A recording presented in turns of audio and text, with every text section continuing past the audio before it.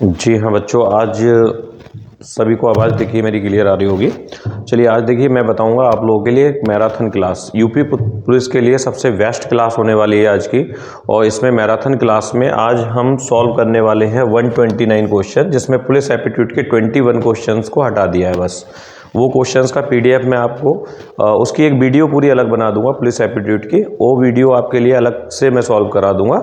और बाकी हम आज सॉल्व करने वाले हैं क्वेश्चंस, जिसमें जनरल नॉलेज के क्वेश्चंस, जीके के रहेंगे, मैथ के 23 क्वेश्चंस एंड 38 क्वेश्चन रीजनिंग के, और हिंदी के 30 क्वेश्चंस आज हम सॉल्व करेंगे, और जिसको बहुत अच्छे से कवर करना है आप लोगों को। ठीक है, क्वेश्चन वाइज मैं आज मैराथन क्लास आपकी 1 घंटे में ये सारे क्वेश्चंस कोशिश करूंगा ख़त्म करने की। आप लोग फटाफट मेरे साथ जुड़ जाइए और फटाफट देखिए इन क्वेश्चन को लगाना है। जैसे यहाँ पे पहला क्वेश्चन बेटा यहाँ दे रहे हैं,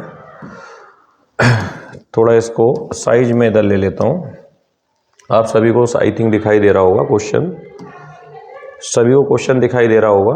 देखिए क्वेश्चन क्लियर आ रहा है, ठीक है। चलिए यहाँ पे देखिए पहला क्वेश्चन है, पहला क्वेश्चन लगाते हैं हम लोग। सबसे पहला क्वेश्चन हमको दिखाई दे रहा है यहाँ पे, चाणक्य का अन्य नाम क्या था। तो चाणक्य का जो अन्य नाम था बेटा वो क्या था, यहाँ पे जल्दी से बताएंगे, कमेंट बॉक्स में बता भी सकते हो।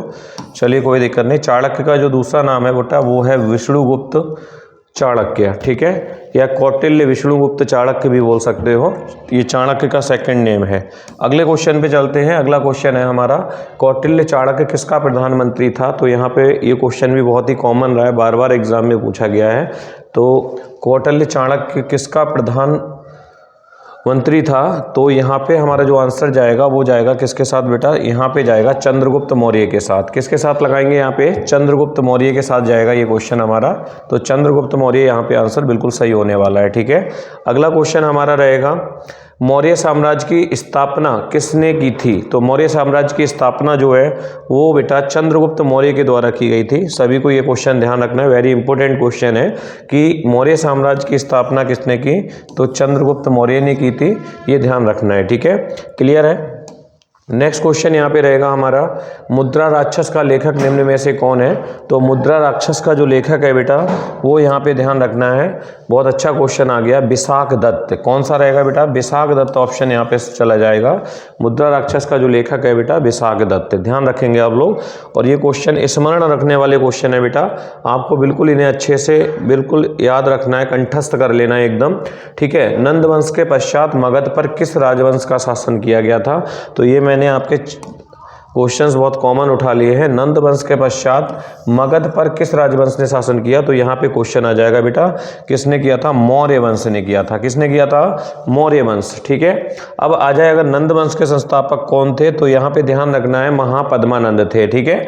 और नंद वंश पे शासक जो नंद वंश के पश्चात मगध पे जो शासन किया है वो किसने किया है, मौर्य शासन रहा है चंद्रगुप्त मौर्य द्वारा। और लास्ट जो नंद वंश का शासक था वो था धनानंद, ठीक है, ये भी ध्यान रखना है। यहाँ पे अंतिम शासक नंद वंश का धनानंद रहा है, ठीक है। मौर्य काल में शिक्षा का सर्वाधिक प्रसिद्ध केंद्र, ध्यान रखना है, शिक्षा का सबसे प्रसिद्ध केंद्र जो रहा है बेटा वो प्राचीन काल में, ध्यान रखना है, तक्षशिला रहा है, सबसे अच्छा केंद्र रहा है। और जिसके आचार्य चाणक्य इसके मुख्य वो रहे हैं, ठीक है। चाणक्य का जो संबंध है वो इसी तक्षशिला विश्वविद्यालय से रहा है, जो किससे संबंध रखता है बेटा, मौर्य काल शिक्षा से भी संबंध रखता है, या आपकी प्राचीन शिक्षा की बात करें तो यहाँ से रहा है।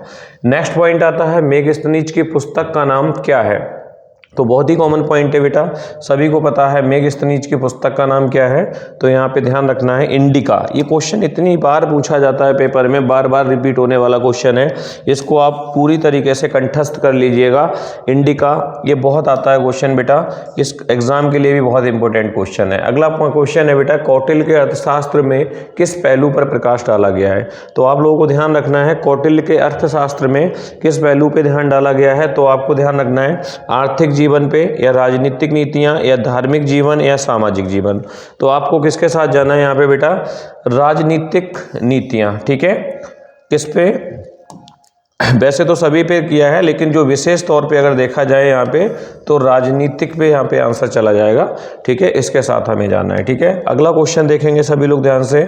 अगला क्वेश्चन है, सांची का स्तूप किसने बनवाया था।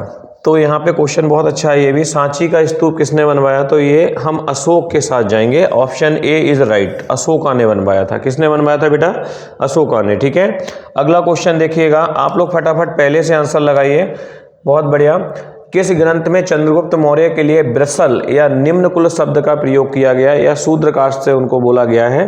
तो शूद्र जाति से जो संबोधित किया गया है वो किस में किया गया है? तो ये आपको ध्यान रखना है, मुद्रा राक्षस।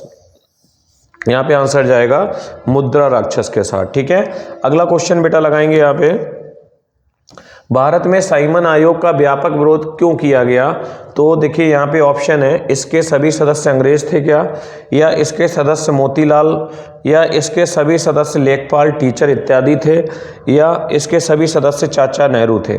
तो यहाँ पे हम ऑप्शन किसके साथ जाएंगे बेटा? इसके सभी सदस्य कौन थे? अंग्रेज होने की वजह से इसका साइमन कमीशन का बेटा विरोध किया गया था। किसके द्वारा? भारत की राजनीतिक पार्टी कांग्रेस के द्वारा। ठीक है, और कुछ क्रांतिकारियों के द्वारा। किसका विरोध किया गया था बेटा? साइमन आयोग का, जिसमें सभी सदस्य कैसे थे? अंग्रेज होने की वजह से इसका। नेक्स्ट क्वेश्चन यहाँ पे आता है, लंदन में प्रथम गोलमेज सम्मेलन किस वर्ष हुआ? तो वेरी इंपॉर्टेंट क्वेश्चन है बेटा, ये कॉन्स्टिट्यूशन का हिस्ट्रिकल क्वेश्चन है। तो ये 1930 में गोलमेज सम्मेलन हुआ था। कब हुआ था? 1930 में गोलमेज सम्मेलन कहाँ हुआ था? ये ध्यान रखना है आप लोगों के लिए, लंदन में प्रथम गोलमेज सम्मेलन, ध्यान रखेंगे बेटा। बहुत कॉमन क्वेश्चन उठाए हैं सारे। अगला क्वेश्चन है यहाँ पे, विश्व एड्स दिवस हर साल कब मनाया जाता है? तो यहाँ पे क्वेश्चन हमारा किसके साथ चला जाएगा? 1 दिसंबर के साथ चला जाएगा। वेरी इंपॉर्टेंट क्वेश्चंस, एड्स दिवस हर साल कब मनाया जाता है? तो आपको ध्यान रखना है बेटा, यहाँ पे 1 दिसंबर को एड्स दिवस मनाया जाता है। नेक्स्ट क्वेश्चन रहेगा, विश्व कंप्यूटर साक्षरता दिवस हर साल कब मनाया जाता है? Computer literacy day celebrated in every year 2 दिसंबर। कब मनाया जाता है बेटा? 2 दिसंबर को मनाया जाता है। तो यहाँ पे क्वेश्चन हमारा 2 दिसंबर के साथ चला जाएगा। First is right answer. ठीक है, पहला क्वेश्चन का जो आंसर है 2 दिसंबर बिल्कुल सही होगा। कंप्यूटर दिवस जो होता है हर साल बेटा 2 दिसंबर को मनाया जाता है। क्लियर है, अगले क्वेश्चन पे चलते हैं। नेक्स्ट क्वेश्चन है, भोपाल में गैस त्रासदी दिवस प्रतिवर्ष कब मनाया जाता है? तो ये बहुत ही कॉमन आंसर है, 3 दिसंबर को मनाया जाता है। क्या लगाएंगे आप लोग? 3 दिसंबर राइट आंसर हो जाएगा इसका, कि भोपाल में गैस त्रासदी दिवस हर साल 3 दिसंबर को बनाया जाता है, क्योंकि 1984 में भोपाल में एक गैस का रिसाव हुआ था जिसको कहते हैं मिक गैस। मिक गैस का रिसाव होने की वजह से यहाँ पे बहुत सारे लोगों की डेथ भी हुई थी, और बहुत सारे लोग आज भी वहाँ पे आनुवांशिकता में मानसिक रूप से अपंग हैं। इस चीज़ के आज भी कहीं कहीं साक्ष्य मिलते हैं। मिक गैस ये होती है मेथिल आइसोसाइनाइड गैस होती है, बहुत ही जहरीली गैस है बेटा ये। ठीक है, और ये कब मनाया जाता है? 3 दिसंबर को। Very common important question. अगला क्वेश्चन है, संविधान का उद्देश्य प्रस्ताव किसके द्वारा पारित किया गया था?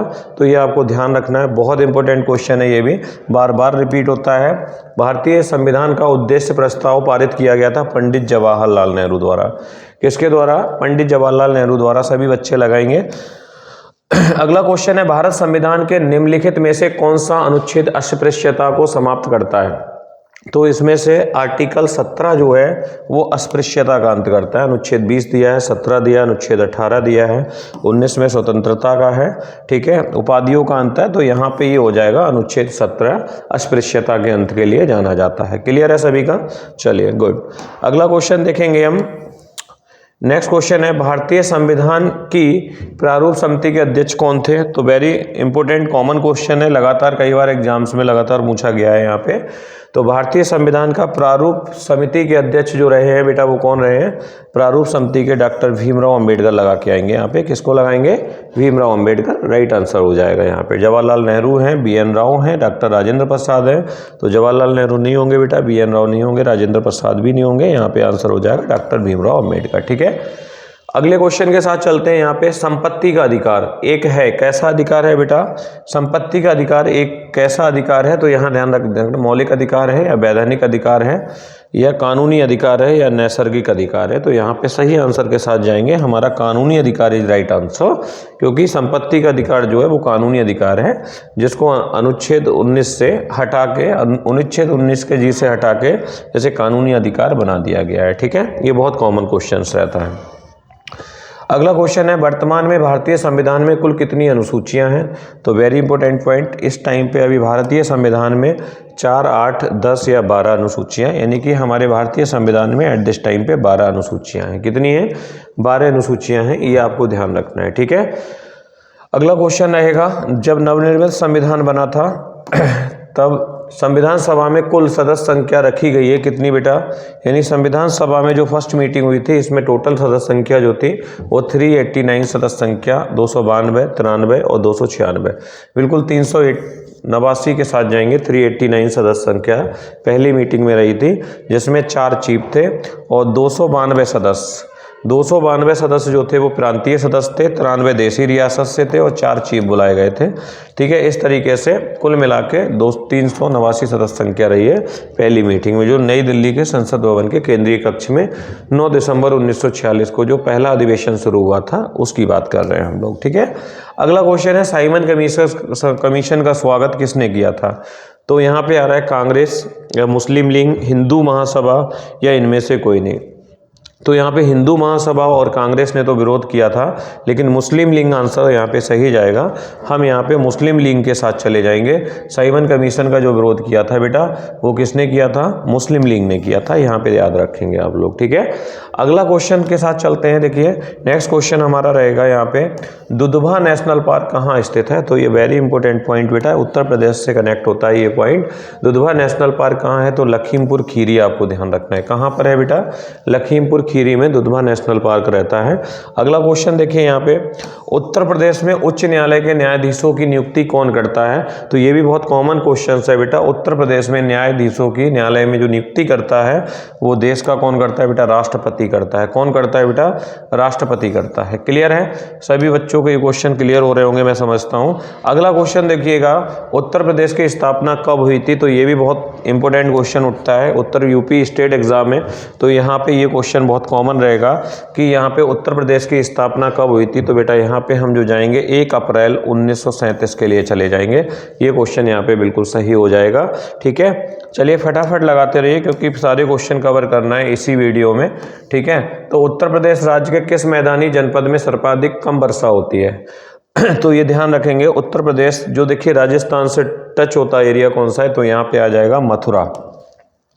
यहाँ पे किसके साथ जाएंगे बेटा? सबसे कम वर्षा वाला जो जनपद है वो है मथुरा। तो ये ध्यान रखेंगे, मथुरा में सबसे कम वर्षा होती है पूरे उत्तर प्रदेश का अगर मानक देखा जाए तो। अगला क्वेश्चन है यहाँ पे, झुकाओ मंदिर रत्नेश्वर महादेव मंदिर किस शहर में स्थित है? तो ये बहुत कॉमन क्वेश्चन है बेटा, ये इस बार के लिए बहुत इंपॉर्टेंट हो सकता है। तो वाराणसी यहाँ पे सही आंसर हो जाएगा इसका, ठीक है। वाराणसी के साथ जाएंगे आप लोग, ठीक है। रत्नेश्वर जो महादेव मंदिर है वो वाराणसी में है। अगला क्वेश्चन है, यूपी के किस शहर ने 4 लाख दिए जलाने का वर्ल्ड गिनीज रिकॉर्ड बनाया है? तो आप लोगों को यहाँ पे अंदाजा लग गया होगा ऑप्शन देख के, वाराणसी, मथुरा या प्रयागराज या अयोध्या। तो इस टाइम पे काफ़ी पॉपुलर सिटी है, इस टाइम यहाँ पे अयोध्या के साथ जाएंगे। अयोध्या में अभी यूपी के अयोध्या में बेटा एक वर्ल्ड गिनीज रिकॉर्ड बनाया है, कितने दिए जलाने का? ध्यान रखिएगा 4 लाख दिए जलाने का वर्ल्ड गिनीज रिकॉर्ड तैयार किया है। उत्तर प्रदेश राज्य के राजकीय खेल क्या है? तो ये सभी को कॉमन है, देखिए वॉलीबॉल, हॉकी, कुश्ती या फुटबॉल। तो यहाँ पे किस ऑप्शन के साथ जाएंगे हम लोग? ये बहुत ही कॉमन और जनरल क्वेश्चन है, आप लोगों को सभी को पता भी है, हॉकी के साथ जाएंगे, ठीक है।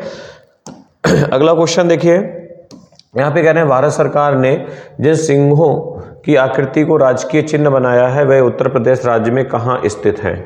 ठीक है, तो ये ध्यान रखना, जिन सिंहों को उत्तर प्रदेश की, देखिए भारत सरकार ने जो सिंह यानी शेर की आकृति को राजकीय चिन्ह बनाया है तो वह उत्तर प्रदेश राज्य में कहाँ स्थित है? तो ध्यान रखेंगे कुशीनगर, सारनाथ, मेरठ या आगरा। तो यहाँ सारनाथ के साथ बेटा चले जाएंगे, यहाँ पे सही आंसर हमारा सारनाथ हो जाएगा, ठीक है। अगला क्वेश्चन हम देखेंगे, उत्तर प्रदेश राज्य की प्रथम महिला मुख्यमंत्री कौन थी? तो यहाँ पे very important question, Shrimati Sucheta Kripalani.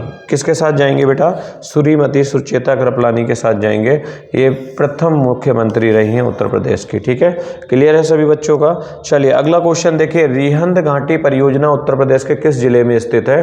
तो यहाँ पे एक ही डिस्ट्रिक्ट जाता है दक्षिण में आपका सोनभद्र, जो आपका कौन सा बेटा? सोनभद्र, ठीक है। यहाँ पे रिहंद घाटी परियोजना उत्तर प्रदेश की स्थित रहती है। रिहंद घाटी परियोजना या रिहंद बांध परियोजना, ध्यान रखना है, very important question. Uttar Pradesh के किस शहर को आमों का नगर के नाम से जाना जाता है? तो देखिए यहाँ पे जो क्वेश्चन बनना है किसके साथ जाना है हम लोगों के लिए, यानी कि आमों का शहर कानपुर है, मलिहाबाद है, रामपुर है, मुरादाबाद है। तो यहाँ पे आ जाएगा बेटा मलिहाबाद, जो आपके लखनऊ से कनेक्ट होता है, लखनऊ से टच होता हुआ है मलिहाबाद। ठीक है। अगला क्वेश्चन है शारदा जल विद्युत परियोजना उत्तर प्रदेश के किस शहर में स्थित है? तो ये भी बहुत कॉमन क्वेश्चन है बेटा। शारदा जल विद्युत परियोजना उत्तर प्रदेश के किस शहर से स्थित है? तो यहाँ पे बनबसा हो जाएगा, जो पीलीभीत में पड़ता है आपका, पीलीभीत बनबसा बेटा। ठीक है। ये बहुत बड़ा क्षेत्र है, यहाँ पे कनेक्ट होता है किससे? शारदा जल विद्युत परियोजना से। अगला है हड़प्पा सभ्यता में बृहत स्नानागार के साक्ष्य कहाँ से प्राप्त हुए हैं? तो यहाँ पे हड़प्पा दिया है, कालीबंगा है, मोहनजोदड़ो है। तो यहाँ हम सही आंसर के साथ जाएंगे बेटा मोहनजोदड़ो। कहाँ जाएंगे? मोहनजोदड़ो से हड़प्पा सभ्यता में बृहत यानी कि एक बहुत बड़ा स्नानागार मिला है, जिसकी लंबाई की अगर हम बात करें स्नानागार की तो 39 फीट लंबाई थी इसकी और 23 फीट चौड़ाई थी और 8 फीट इसकी गहराई थी। ठीक है। तो इस तरीके से 8 फीट गहरा और 23 फीट ये चौड़ाई था। इसका अनुष्ठानिक स्नान के लिए प्रयोग किया जाता था। ये एक अहम खोज रही है इस सभ्यता की, तो ये मोहनजोदड़ो में मिली थी, ध्यान रखेंगे। ठीक है। नेक्स्ट क्वेश्चन जाएगा सिंधु घाटी के लोग थे जो किसको पूजा करते थे या किसकी पूजा करते थे? तो यहाँ पे बेटा किसकी? पशुपति है, इंद्र और वरुण है, ब्रह्मा है और विष्णु दिए हुए हैं। तो हम यहाँ सही आंसर के साथ जो जाना चाहेंगे वो पशुपतिनाथ के जाएंगे। तो यहाँ पे पशुपति के साथ ये पूजा पशुपतिनाथ की पूजा करते थे, ये ध्यान रखेंगे। ठीक है। अगला क्वेश्चन है आगरा में ताजमहल का रंग के कारण रंग देश के कारण परिवर्तित होता है? तो धूप के कारण होता है या अम्ल वर्षा या चूना या क्षारण?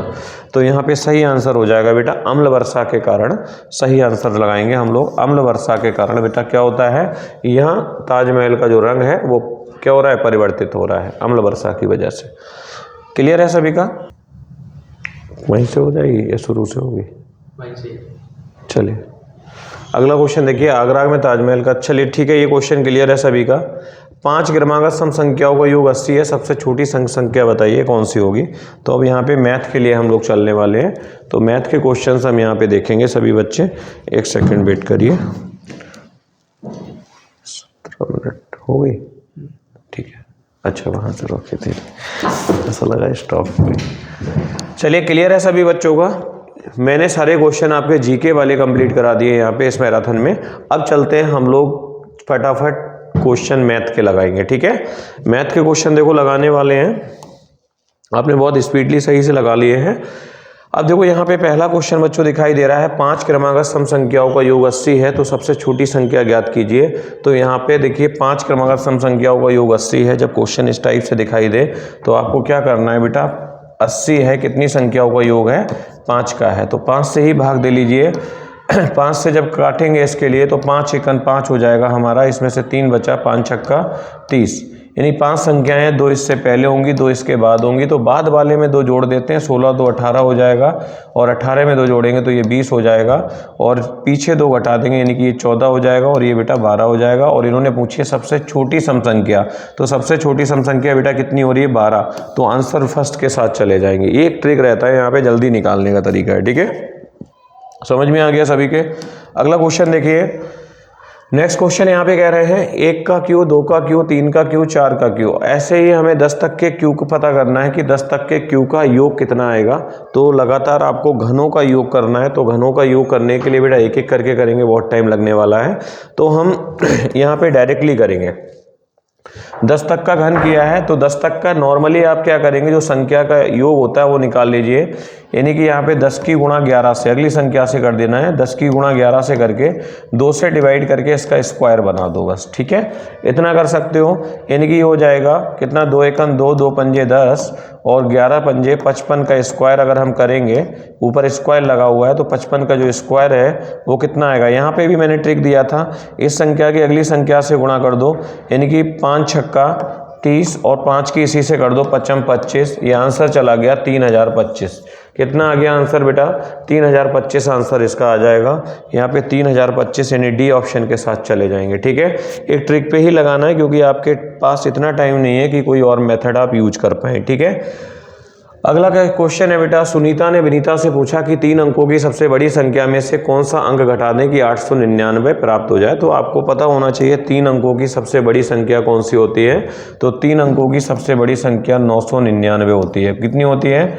999 होती है। कह रहे हैं 899 प्राप्त हो जाए, तो हम इसी में से 899 घटा देते हैं, तो हमारे पास कितना बचेगा?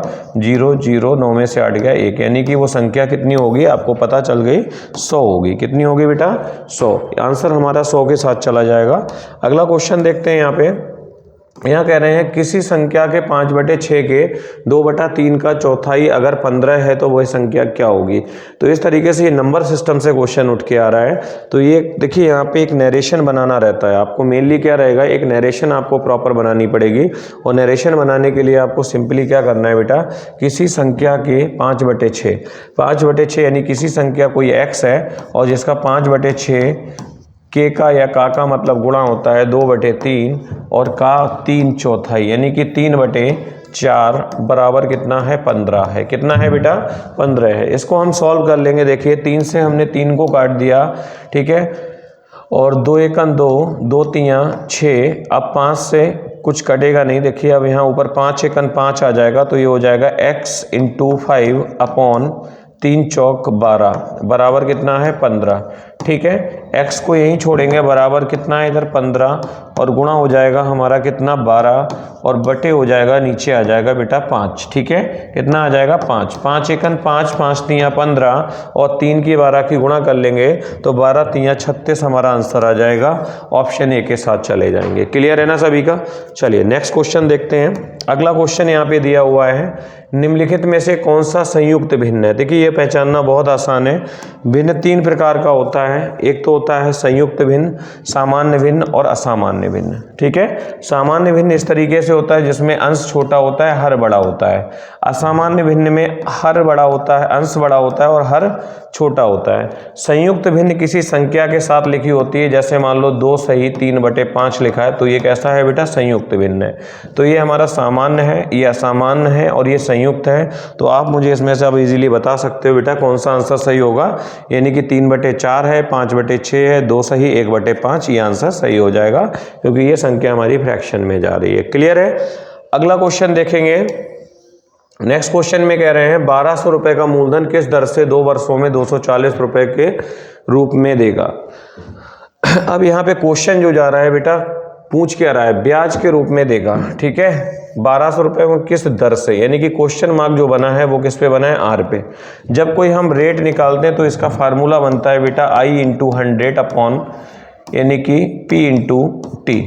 तो इस जब फार्मूला के साथ जाएंगे तो सारी कंडीशन हमको मिलने वाली है। यहाँ पे देखो इंटरेस्ट हमें 240 रुपये ब्याज के रूप में मिलता हो, ये हमारा ब्याज हो गया, इसकी गुणा 100 से करनी है, और बटे में हमको क्या मिल गया? मूलधन मिल गया बेटा 1200 रुपये, और इसकी जो गुणा करनी है वो 2 वर्षों से कर देनी है। ठीक है, इसको काट लीजिए, 2 जीरो से हमारा 2 जीरो कट गया, 12 एकन 12, 12 दूनी 24, यानी कि यहाँ पे 2 एकन 2, 2 दाई 20, यानी कि आंसर बी इज राइट, यानी कि 10 के साथ चले जाएंगे। क्लियर है सभी का? कोई प्रॉब्लम यहाँ पे नहीं ना? ठीक है, चलिए अगला क्वेश्चन देखते हैं। अब यहाँ कह रहे हैं कोई राशि 10 वर्षों में 3 गुनी हो जाती है, साधारण ब्याज की वार्षिक दर बताइए। ये क्वेश्चन भी बड़े कॉमन है। यहाँ पे कह रहे हैं कोई राशि 10 वर्षों में 3 गुनी हो जाती है, तो 3 गुनी हो जाती है तो उसमें 1 कम कर दीजिए। ठीक है, जब गुना वाली वैल्यू दी हो बेटा, वहाँ पे क्या करना है? 1 कम कर देना है, यानी कि 2 लिख देना है। अगर 4 गुना दिया है तो 3 लिख दो, और 3 दिया है तो 2 लिख दो। कितने वर्षों में? 10 वर्षों में, और इसकी गुणा करनी है आपको 100 से। किससे करनी है? 100 से। काट लीजिए, 2 एकन 2, 2 पंजे 10, 5 एकन 5, और 5 दूनी 10, यानी कि 20% हमारा आंसर आ जाएगा। दर पूछिए, दर क्या है? तो प्रतिशत में आएगी, तो 20 इज राइट आंसर। क्लियर है ना सभी का? चलिए अगला क्वेश्चन देखेंगे। नेक्स्ट क्वेश्चन है यहाँ पे, एक राशि साधारण ब्याज पर 5 वर्षों में 3 गुना हो जाती है, भाई कितने वर्षों में 5 गुना हो जाएगी? राइट, एक राशि साधारण ब्याज पर 5 वर्षों में 3 गुना हो जाती है। इस क्वेश्चन को भी हम ऐसे ही लगा लेंगे, 3 वर्षों में 5 वर्षों में 3 गुना हो जाती है। गुना वाली वैल्यू में 1 कम कर देते हैं, ये लास्ट टाइम भी मैंने बताया है, तो ये हो जाएगा 2 बटे वर्षों में, यानी कि 5 बराबर कितने वर्षों में, यानी कि हमसे पूछ लिया T2 कितने वर्षों में, वह 5 गुनी हो जाएगी, यानी 4 लिखेंगे। 5 को कितना लिखेंगे? गुना वाली वैल्यू में 1 कम कर देते हैं। अब इसे लिख सकते हैं ना, T बराबर 4 × 5 और ये संख्या नीचे आएगी, यानी कि 2 एकन 2, 2 दूनी 4 और 5 दूनी बेटा 10, यानी कि हमारा आंसर आ जाएगा कितना 10, यानी कि ऑप्शन ए के साथ हम लोग चले जाएंगे। Option A is right answer. Clear है सभी का? चलिए अगले क्वेश्चन की तरफ चलते हैं। यहाँ पे कह रहे हैं किसी मूलधन पर पहले 2 वर्षों के लिए दर 3%, अगले 3 वर्षों के लिए दर 5%, अगले 2 वर्षों के लिए दर 6% हो तथा कुल 7 वर्षों की समाप्ति पर ब्याज 660 रुपये होता हो, तो वो मूलधन क्या है? तो यहाँ पे मूलधन निकाला है, यानी हमको P निकालना पड़ेगा। तो P बराबर इंटरेस्ट। तो सबसे पहले हम लेके आएंगे कि ब्याज के रूप में कितना रुपये आता है, तो 660 रुपये ब्याज के रूप में आता है। अब यहाँ पे R और 660 गुणा 100 से गुणा कर देंगे इसकी, ठीक है। और नीचे देखिए 2 वर्षों में, और यहाँ पे हमारा ऊपर नीचे रहेगा आर एंड टी, यानी कि दर और समय। तो यहाँ पे पहले 2 वर्षों के लिए दर 3%, अगले 3 वर्षों के लिए दर 5% और अगले 2 वर्षों के लिए 6%, यानी कि टोटल कितनी 7 वर्षों की बात की है, 2 3 5 और 2 7। इनको आपस में गुणा करा लेंगे आप लोग, 2 तियां 6, 3 पंजे 15, ठीक है, 2 छंग 12, सभी को जोड़ लेंगे। सभी को जोड़ेंगे तो ये हो जाएगा हमारा कितना 15 और 6 हमारा कितना हो गया बेटा, सभी को जोड़ लीजिए, 12 और 15, ये हो जाएगा कितना 15 दूनी 30 और 3 33 हो जाएगा। कितना हो जाएगा 33 हो जाएगा, इसको अगर कैलकुलेट करेंगे, ठीक है। अब 33 से अगर काटेंगे तो 33 एकन 33 और 33 दूनी होता है 66 और 20 की गुणा अगर हम 100 से करेंगे तो हमारे पास आंसर जो आने वाला है कितना 2000 आंसर मिल जाएगा। यही हमारा आंसर, यानी कि वो मूलधन जो है वो पी की वैल्यू निकल के आ गई कितनी बेटा 2000। तो ऑप्शन लास्ट डी के साथ चले जाएंगे हम लोग। क्लियर है सभी का? चलिए गुड। नेक्स्ट क्वेश्चन देखो, अगला क्वेश्चन यहाँ पे रहेगा बेटा, चीनी का मूल्य 20% घट गया, ज्ञात कीजिए कि उपभोक्ता पहले जितने व्यय में कितनी चीनी अधिक प्राप्त करेगा। बहुत अच्छा क्वेश्चन आ गया देखिए यहाँ पे, ठीक है। क्लियर आ रहा है था? ठीक है। अब यहाँ पे कह रहे हैं चीनी का मूल्य 20% घट गया, कि ज्ञात कीजिए कि उपभोक्ता पहले जितने व्यय में कितने प्रतिशत अधिक चीनी प्राप्त करेगा। कितना प्रतिशत घटा है? 20% घटा है। तो यानी कि यहाँ पे एक ट्रिक, इसको हम m बना लेते हैं। क्या बना लेते हैं बेटा? m। तो m का यहाँ पे एक ट्रिक बनाया था, m/100 प्लस या -m गुणा 100, यानी कि अगर बढ़े तो प्लस और घटे तो 100 में माइनस कर दोगे इसके लिए। तो यहाँ पे लिख सकते हैं, यानी कि 20 बटे, यानी कि क्या कर रहे हैं, घट रहा है। घटने का मतलब हमें माइनस करना है, 100 में से इस 20 को घटाएंगे तो 80 बचेगा और इसकी गुणा करेंगे बेटा 100 से, तो 20 एकन 20, 20 चौक 80 और 4 एकन 4, 25 चौका 100, यानी कि हमारा 25 जो आंसर है इसके साथ जाने वाले हैं। Option third is right answer. Clear है सभी का? चलिए अगला क्वेश्चन देखेंगे। अगला ऐसे ही क्वेश्चन दिया हुआ है। अब यहाँ पे कह रहे हैं राम की आय श्याम की आय से 20% अधिक है। कितनी अधिक है? राम की आय श्याम की आय से 20% अधिक है। याद कीजिए कि राम की आय से कितने प्रतिशत कम है। देखिए बिल्कुल वैसा ही क्वेश्चन आ गया, राम की आय श्याम की आय से 20% अधिक है। लास्ट क्वेश्चन में क्या थी बेटा? कम थी। तो यहाँ पे लिख सकते हैं हम 20 बटे 120 गुणा 100, ठीक है। 0 से 0 काट दिया हमने, बाकी कट रहा है तो काट दो, 2 एकन 2, 2 छंग 12, फिर ये कट रहा है 2 तियां 6 और 2 पंजे 10, यानी कि 50/3 आ गया। हमको प्राप्त हो गया 50/3। क्या इसको ऐसे ही छोड़ दें? बिल्कुल नहीं छोड़ना है। 3 से क्या करना है बेटा? 50 को भाग दे देना है। 3 से जब 50 को भाग देंगे ना तो ये हो जाएगा 3 एकन 3, इसमें से 2 बचा, 0 उतारा, 3 छक 18 और इस तरीके से फिर 2 बचा। इसको इस तरीके से राउंडेड लिख लेते हैं, याद रखिएगा, ठीक है। ये हो गया 16 सही 2/3, बराबर आंसर आ गया 16 सही 2/3 आंसर आ गया। यही आंसर के साथ हम लोग जाएंगे, 16 सही 2/3% आंसर बिल्कुल सही हो जाएगा यहाँ पे। क्लियर है? नेक्स्ट क्वेश्चन देखेंगे। अगला क्वेश्चन यहाँ पे कह रहे हैं एक आयताकार खेत की लंबाई 20% बढ़ाई गई जबकि चौड़ाई 10% घटाई गई, उसके क्षेत्रफल में कितने प्रतिशत का परिवर्तन होगा। बहुत इंपॉर्टेंट क्वेश्चन है, लगातार बार बार ऐसे क्वेश्चंस पूछे जाते हैं बेटा। परसेंटेज का ये क्वेश्चन बार बार पूछा जाता है, ठीक है। एक आयताकार खेत की लंबाई 20% बढ़ाई गई, मैं कहता हूँ m% बढ़ाई गई और चौड़ाई n% बेटा घटा दी गई, ठीक है। ये भी हो सकता है कि दोनों बढ़ा दी जाए, ये भी हो सकता है दोनों घटा दी जाए, ठीक है। तो बढ़ाई गई है 20%, ठीक है, और चौड़ाई 10% घटाई है तो माइनस लगाऊंगा, ठीक है, बढ़ाई जाएगी तो प्लस लगाऊंगा। प्लस की संख्या ये माइनस की, यहाँ साइन माइनस के लगाएंगे और इसका प्रतिशत निकालने को इन्हीं की गुणा कर देंगे, किससे, 20 गुणा 10/100, ये वाला मेथड यूज करेंगे। लास्ट टाइम मैंने इसका ट्रिक बना दिया था, ठीक है। अब इसको सॉल्व कर लीजिए, 0 से ये 0 कट गया, इस 0 से ये 0 कट गया, यहाँ पे 2 आ गया माइनस का। इसको सॉल्व करेंगे तो 20 में से 10 गया बेटा, यहाँ पे 10 बचा प्लस का, और 10 में से ये 2 जाएगा तो 8 बचेगा। 8% हमारा क्या हो गया, आंसर हो गया। आंसर लास्ट के साथ चले जाएंगे, D option is right answer. Clear है सभी का। चलिए अगला क्वेश्चन देखेंगे। यहाँ पे अगले क्वेश्चन में कह रहे हैं एक ठोस गोले का व्यास 20% बढ़ गया। एक ठोस गोले का व्यास 20% बढ़ गया। अब यहाँ पे देखिए गोला है जिसका व्यास 20% बढ़ा है, उसके पृष्ठ क्षेत्रफल में कितने प्रतिशत की वृद्धि होगी। तो इस 20 को भी मैंने एक ट्रिक बताया है यहाँ पे ऑलरेडी पहले ही आप लोगों को। ये एम है, क्या है बेटा, एम है। एम में क्या करना है, ये दोनों क्षेत्रों से बढ़ेगा, ठीक है। तो इसको एक फार्मूला बताया था मैंने, 2m + m²/100, ठीक है। इस कंडीशन के साथ हम जाएंगे तो 2m का मतलब हो गया यानी 2 × 20 प्लस बढ़ाया गया है तो प्लस और घटाया जाएगा तो माइनस, ठीक है, m² यानी कि 20 × 20/100 लिख सकते हैं इसको, ठीक है। इस तरीके से डायरेक्टली अगर करोगे तो ये 10 दूनी कितना हो गया, 20 दूनी 40 प्लस 20 का स्क्वायर अगर करेंगे हम यहाँ 20 की गुणा करेंगे, या फिर इन दोनों को काट दीजिए, ठीक है। तो इससे इसको काट देंगे, यहाँ पे इसको काट दिया तो 2 दूनी कितना आ गया, 4, 40 और 4 हमारा कितना हो गया, 44% आंसर के साथ चले जाएंगे यहाँ पे हम, ठीक है। किसके साथ जाएंगे, 44% आंसर हमारा पहला बिल्कुल सही होने वाला है यहाँ पे। क्लियर है। अगला क्वेश्चन देखेंगे। यहाँ कह रहे हैं एक नगर की जनसंख्या 5000 है तथा इसमें 3 लगातार वर्षों में 5%, 10% और 20% की वृद्धि हुई है, तो 3 वर्षों के बाद नगर की जनसंख्या कितनी हो जाएगी, ये हमको फाइंड आउट करना है, ठीक है। तो यहाँ पे नगर की जनसंख्या अभी एट दिस टाइम पे 3 वर्षों के बाद की जनसंख्या निकाली है, तो अभी जो जनसंख्या है बेटा वो कितनी है, 50,000 जनसंख्या है इसकी नगर की, ठीक है। तथा इसमें 3 वर्षों में, पहले वर्ष में 5% की वृद्धि हुई, 5/100 लिख देंगे, ठीक है।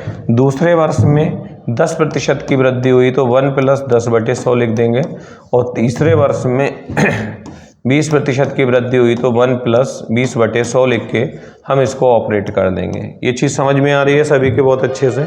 अब इसको कैलकुलेट कर लो, इजीली क्वेश्चन आप कैलकुलेट कर सकते हो। तो ये हो जाएगा हमारा बराबर 50,000, 5 × 5, 5 दूनी 10 और 20 × 20 और 1 × 21/20 लिख सकते हैं इसको, ठीक है। अगला क्वेश्चन हो जाएगा 10, इसी में देखो 10 × 10, 10 × 100, 10 × 10 और ये हो जाएगा बेटा 11/10।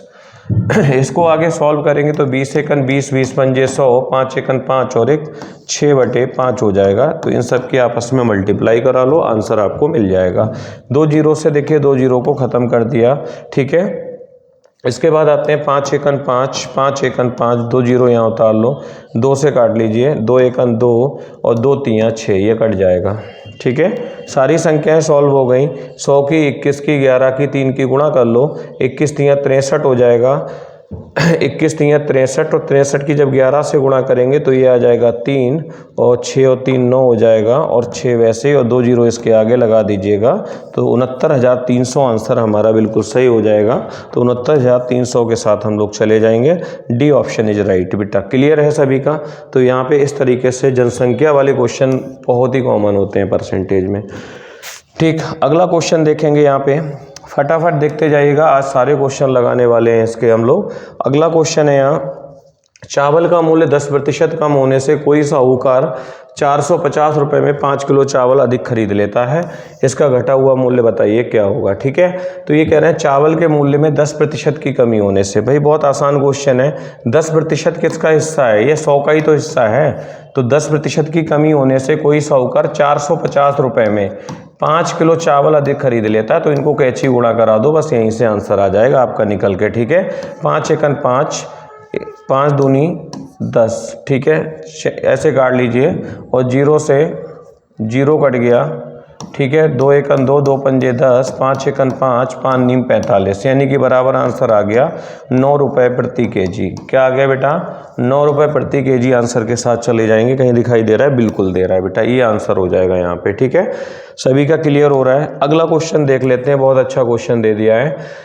कह रहे हैं जुलाई, अगस्त, सितंबर और अक्टूबर महीने में किस स्थान पर वर्षा क्रमशः 70 सेंटीमीटर, 65 सेंटीमीटर और 55 सेंटीमीटर तथा 90 सेंटीमीटर हुई, उस स्थान पर औसत वर्षा कितनी हुई है? हमको निकालना है बेटा, एवरेज निकालना है बरसात का कि कितनी हुई है भाई। तो यहाँ पे आ रहा है जुलाई, अगस्त, सितंबर, तो अलग अलग दिए है। तो हमने एक देखिए औसत का इस तरीके से जब अलग अलग वैल्यू दे दी जाए तो एक ही फार्मूला याद रखना है आपको, संख्याओं का योग बटे संख्याओं की संख्या। तो संख्याओं का अगर हम योग करेंगे ना तो इनको जोड़ लेंगे बेटा। पहले 70 हुई है, प्लस फिर 65% वर्षा हुई है, फिर 55% वर्षा हुई है, और इसके बाद लास्ट में ना 90% वर्षा हुई है। कितनी प्रतिशत हुई है? 90% हुई है। 4 जगह वर्षा हुई है, 1 2 3 4, तो 4 से इसे डिवाइड कर दोगे। ठीक है, तो इनको जोड़ लो फटाफट। जोड़ोगे तो ये आंसर आ जाएगा यहाँ पे 0, 5 और 5 10, 10 का 0 हो गया यहाँ पे। ठीक है, 10 5 15, 15 और 6 21, 21 और 7 हमारा 28, कितना? 280। ठीक है, कितना आया टोटल? 280 को 4 से काट दो, 4 एकन 4, 4 सत्ते 28, यानी कि 70% आ गया। क्या हुई बेटा? 70 सेंटीमीटर बरसात हुई है। ऑप्शन ए के साथ चले जाएंगे आप यहाँ पे। क्लियर है ना सभी का? तो इस तरीके से इस आंसर को लगा सकते हो। ट्रिकी मेथड पे जाना है, कम टाइम में बहुत सारे क्वेश्चन लगा सकते हो बेटा आप लोग। अब कह रहे हैं लगातार 11 विषम संख्याओं का औसत बता दो, क्या होगा? क्वेश्चन बहुत बढ़िया आ गया। 11 विषम संख्याओं का औसत 11 ही होगा।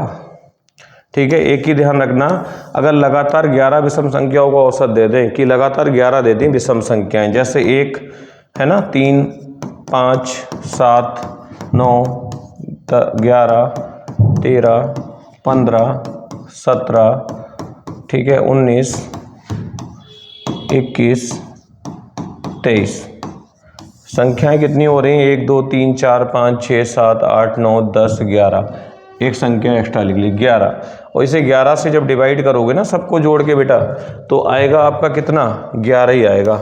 आप इसका टोटल कर लीजिए, आप टोटल करके 11 से डिवाइड करोगे तब भी 11 ही आएगा। तो आप इतना सब कुछ करने की कोई आवश्यकता नहीं है, आप सीधा कंडीशन पे जाइए जहां लगातार प्रथम संख्याएं दे दें तो वही संख्या खुद में औसत होती है जो संख्या दी जाती है। एक चीज़ ध्यान रखेंगे हमेशा, लगातार 11 विषम संख्याओं का औसत 11 ही होगा, लगातार अगर दे रहे हैं तो ध्यान रखना। इसी तरीके से एक क्वेश्चन और बना है, देखिए प्रथम 27 सम संख्याओं का। अब देखो प्रथम 27 सम संख्याएं अगर आ जाएं तो आपको क्या करना है बेटा? इसमें 1 जोड़ देना है। क्या करना है? इसमें 1 जोड़ देना है। ठीक है, तो इसका आंसर हो जाएगा 28। ये ट्रिक रहता है, अगर प्रथम सम आ जाए, जहां प्रथम लग जाए, प्रथम सम 27 कह रहा है ना, तो इसको n बना दो और n में 1 जोड़ दो। ठीक है, तो ये ट्रिक भी बन जाता है n+1 वाला। ठीक है, ये चीज़ ध्यान रखेंगे। और अगर विषम है तो सिर्फ n ही रहेगा, और सम है तो क्या करोगे? प्रथम सम दे दिया जाए तो n+1 कर दो। तो इन्होंने 27 कहा तो हमने 1 जोड़ दिए, 28 आंसर आ जाएगा। क्लियर है? इस तरीके से अगले क्वेश्चन पे चलेंगे। करें किसी कक्षा के 20 छात्रों का औसत आयु 12 वर्ष है, यदि एक शिक्षक की उम्र भी शामिल कर ली जाए तो औसत 13 वर्ष हो जाता है। उस शिक्षक की उम्र बताओ क्या होगी? तो बहुत बढ़िया क्वेश्चन यहाँ पे देखिए आया हुआ है, किसी कक्षा के 20 छात्रों की औसत आयु 12 वर्ष है।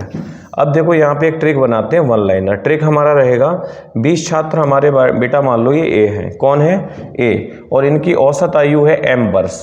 ठीक है, यदि एक शिक्षक की उम्र, शिक्षक अकेला आया है n, यहाँ पे 2 भी शिक्षक आ सकते थे, 3 भी आ सकते और जा भी सकते थे, कंडीशन कुछ भी हो सकती है भाई।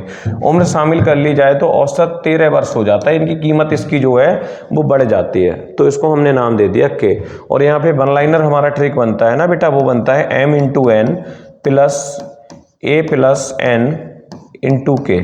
समझ रहे हो ना? ये 1 लाइनर हमने एक ट्रिक बना दिया है यहाँ पे, बात समझ में आ रही है? अब यहाँ पे देखेंगे तो m कितना है हमारा 12। ठीक है, कितने शिक्षक आए? n, यानी कि एक शिक्षक आया है। ठीक, प्लस ए ग्रुप कितने लोगों का है, यानी 20 लोगों का है, जिसमें शिक्षक कितना ऐड किया गया, एक ही ऐड किया गया, और इसकी वैल्यू यानी कि कीमत कितनी बढ़ गई, पहले 12 थी बेटा, अब 13 हो गई, यानी कि कितनी बढ़ गई बेटा, 1 बढ़ गई।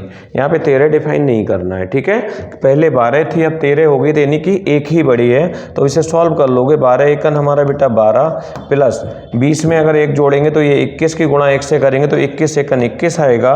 12 और 21 को जब जोड़ेंगे ना बेटा तो ये 33 वर्ष निकल के आ जाएगी। जो शिक्षक इसमें आया उसकी उम्र कितनी है, 33 वर्ष है। समझ में आ रहा है, क्लियर है। अगला क्वेश्चन के साथ चलते हैं हम लोग। अगला क्वेश्चन यहाँ पे दिया है, किसी हॉकी टीम के 22 वर्ष और 28 वर्ष उम्र वाले 2 सदस्यों के स्थान पर 2 सुरक्षित खिलाड़ियों को शामिल करने से पूरे टीम की औसत उम्र 1 महीने से बढ़ जाती है। दोनों खिलाड़ियों की कुल उम्र बताइए क्या होगी। ठीक है, अब यहाँ पे आने वाले और जाने वालों की बात करते हैं भाई। यहाँ पे किसी हॉकी टीम में एक तो 22 वर्ष वाले कुछ खिलाड़ी हैं और कुछ हैं 28 वर्ष वाले कुछ खिलाड़ी। ठीक है, अच्छा 22 वर्ष और 28 वर्ष वाले 2 ही खिलाड़ी हैं, 2 के जाने से 2 वापस आते हैं। ठीक है, सुरक्षित खिलाड़ियों को शामिल करने से पूरे टीम की औसत उम्र 1 महीने से बढ़ जाती है, 1 महीने से बढ़ जाती है। तो बढ़ने पे हम लगाते हैं प्लस यहाँ और घटने पे लगाएंगे बेटा यहाँ माइनस। और एक अब यहाँ पे ट्रिक बनता है बेटा, ये m गुणा n, यानी कि इससे मैंने m बना दिया, ये n हो गया, m गुणा n। ठीक है, और प्लस हो जाएगा a इंटू के। ए का मतलब होता है ग्रुपिंग वैल्यू। किसी हॉकी टीम, ये लॉजिकल क्वेश्चन है, हॉकी टीम में कितने खिलाड़ी होते हैं, 11 होते हैं, तो a मिल गया हमको 11। और इसका k कितना है बेटा, कीमत कितनी बड़ी है, कुछ बड़ी है नहीं, बिल्कुल बड़ी है, 1 महीने से बड़ी है। तो यानी कि यहाँ पे k की वैल्यू हो जाएगी 1। बात समझ में आ गई। अब इसको हम सॉल्व कर लेंगे। 22 और 28 अगर वर्षों को जोड़ देना तो 50 वर्ष हो जाते हैं। कितने होते हैं, 50 वर्ष हो जाते हैं। और प्लस करेंगे हम 11 एकन, ये महीना है बेटा, 1 महीने से बढ़ जाती है। 1 महीने की अगर 11 महीने से गुणा करेंगे ना तो ये 11 माह हो जाएगा। कितना हो जाएगा, 11 माह हो जाएगा। तो आंसर 50 वर्ष 11 माह के साथ हम चले जाएंगे, ये आंसर बिल्कुल सही हो जाएगा। क्लियर है ना यहाँ पे। अगला क्वेश्चन देखेंगे। अगले क्वेश्चन में कह रहे हैं बेटा, किसी वर्ग में कुल 80 छात्र हैं। कितने छात्र हैं, यहाँ पे देखिए, किसी वर्ग में कुल 80 छात्र हैं जिनका औसत वजन 38 kg है। किसी वर्ग में 80 छात्र हैं जिनका औसत वजन 38 kg है। 2 छात्र वर्ग से चले गए और उनके स्थान पर 2 अन्य छात्र चले आए, जिससे औसत वजन 1.5 के बढ़ जाता है। तो आने वाले और जाने वाले छात्रों का कुल वजन का अंतर क्या है, ये पूछा गया है। जब आपसे आने वाले और जाने वालों का अंतर पूछे ना तो आप एक काम करिए, यहाँ पे सबसे बढ़िया मैं आपको एक ट्रिक दे देता हूँ। क्वेश्चन बड़ा हो जाएगा लेकिन आंसर बहुत छोटा। अब यहाँ पे ग्रुपिंग वैल्यू हमेशा हमने किस में डिफाइन की है, ए में। तो हमारे 80 छात्रों का ग्रुप है, ग्रुप हो गया ए, और के, इसकी कीमत कितनी बढ़ रही है बेटा, यानी कि 1.5 से के बढ़ रहा है। तो इसका एक फार्मूला है ए इंटू के, बस इतना ध्यान रखिए, ए इंटू के। तो यहाँ पे ए हमारा 80 है बेटा और के कितना है 1.5, तो इन दोनों की गुणा कर लो तो कितना आ जाएगा बेटा, बराबर 120 आ जाएगा। यही हमारा आंसर हो जाएगा, दैट्स ऑल, 120 kg बस। ठीक है, इस मेथड पे जाएंगे, क्वेश्चन बहुत इजीली और फास्टली हो जाएगा। ठीक है, क्योंकि इतना टाइम नहीं है कि इसका पूरा सॉल्यूशन हम लोग निकालें बैठ के। चलिए अगला क्वेश्चन है, एक बस ए से बी तक की दूरी 30 किलोमीटर प्रति घंटा की चाल से तथा बी से सी तक की दूरी 20 किलोमीटर प्रति घंटा की चाल से चलती है। ए से बी तथा बी से सी तक की दूरी 150 किलोमीटर हो तो उस बस की औसत चाल पूछी है। तो दूरी से तो बेटा हमें कोई मतलब नहीं है, हमें चाल से मतलब है, क्योंकि उसकी क्या पूछी जा रही है, औसत चाल पूछी जा रही है। बस की औसत चाल निकालनी है। तो पहले देखना ये है कि दोनों चालें जो हैं वो समान दूरी पे हैं। दूरी कितनी है, 150। तो जो दोनों चालें समान दूरी पे हो तो 2 से गुणा कर दो चालों की। तो पहली चाल कितनी है बेटा 30 और दूसरी चाल कितनी है बेटा 20। और नीचे क्या करोगे, बटे में दोनों चालों को जोड़ लोगे। 30 और 20 को जोड़ेंगे ना बेटा तो कितना हो जाएगा 50। इन्हें काट लो, 0 से 0 गया, 5 एकन 5, 5 छक्का 30 और 2 छंग 12, 12 दूनी 24, यानी कि 24 किलोमीटर प्रति घंटा इसकी एवरेज चाल आ गई। तो आंसर किसके साथ जाएंगे बेटा, थर्ड ऑप्शन के साथ चले जाएंगे यहाँ पे। क्लियर है ना। अगला क्वेश्चन देखेंगे। अगला क्वेश्चन है 200 रुपए की राशि को 5% वार्षिक चक्रवृद्धि ब्याज की दर से 2 वर्षों के लिए दिया गया तो मिश्र धन बताइए कितना हो जाएगा। यहाँ पे हमें चक्रवृद्धि ब्याज का एक क्वेश्चन देखो यहाँ देखने को मिल गया। कह रहे हैं 200 रुपए की राशि, फटाफट निकालेंगे इसे। तो 200 रुपए की राशि है, ठीक है, कितनी है राशि, यानी 200 रुपए की राशि 5% दर 1 + 5/100 की पावर 2 लगा दीजिएगा, ठीक है, 2 वर्षों के लिए, तो ऊपर पावर 2 लगा दोगे तो ये हो जाएगा 200 गुणा 5 एकन 5, 5 दूनी 10, यानी 20 एकन 20 और 1 कितना हो गया 21/20 का स्क्वायर, या फिर ऊपर पावर 2 है तो इसको स्क्वायर लिख सकते हैं। इसको ऐसे भी लिख सकते हैं 200 गुणा 21 441 बटे 2 दूनी 400 आ जाएगा बेटा, ठीक है। 2 0 से 2 0 कट गया, 2 एकन 2, 2 दूनी 4, 2 से 441 को काट लीजिए, आंसर मिल जाएगा 2 एकन 2, 2 दूनी 4, फिर 2 दूनी 4 और दहाई कटने का 0 लगाएंगे और यहाँ पे पॉइंट लगा के इसमें 0 बढ़ाएंगे, 2 पंजे 10, 220.5 आंसर आ जाएगा। आंसर फर्स्ट के साथ हम लोग यहाँ पे चले जाएंगे, ठीक है, क्लियर है ना सभी का। अगला क्वेश्चन देखेंगे यहाँ पे। अब देखिए यहाँ पे टोटली क्वेश्चन हमारे अंग्रेजी वर्णमाला के अर्धांश, अब देखिए रीजनिंग के शुरू हो गए हैं। मैथ के क्वेश्चन आप लोगों ने फटाफट जल्दी से कवर कर लिए, बहुत बढ़िया। सारे क्वेश्चन आई होप क्लियर होंगे आप लोगों के, कोई दिक्कत नहीं होगी। अब हम जो क्वेश्चंस क्लियर करेंगे वो करेंगे बेटा आप रीजनिंग के, ठीक है। फटाफट आपको अब रीजनिंग के क्वेश्चन ऐसे ही लगाना है। आज ये पूरा मैराथन में मोस्टली क्वेश्चन हम लोग निपटाएंगे, ठीक है। चलिए अगला क्वेश्चन बेटा यहाँ पे रीजनिंग का देखेंगे, ठीक है। एक गिलास पानी ले आना, ठीक है। अगला क्वेश्चन देखो ध्यान से इधर, यदि अंग्रेजी वर्णमाला के द्वितीय अर्धांश के अक्षरों को विपरीत क्रम में लिखा जाए। अब देखिए कितना बढ़िया क्वेश्चन आ गया, ठीक है। कह रहे हैं यदि अंग्रेजी वर्णमाला के द्वितीय अर्धांश के अक्षरों को विपरीत क्रम में लिखा जाए तो दाएं से 15वां अक्षर कौन सा होगा। देखो 2 अर्धांश होते हैं, ABCD की अगर बात करें, ABCD EFG HIJK LMN OP QR STUVW XYZ, ठीक है। अब इसमें जो द्वितीय अर्धांश है वो हमारा कौन सा है बेटा, ये वाला।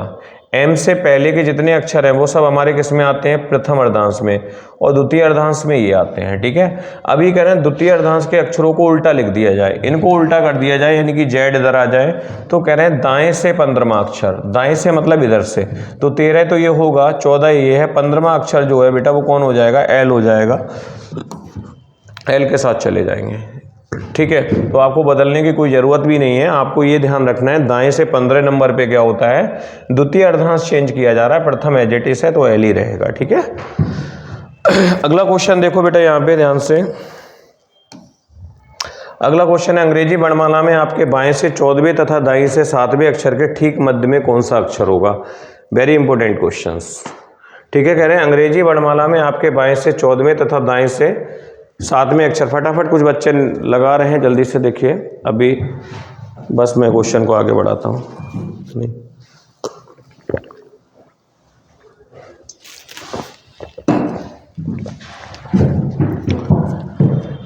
चलिए अगला क्वेश्चन देखो।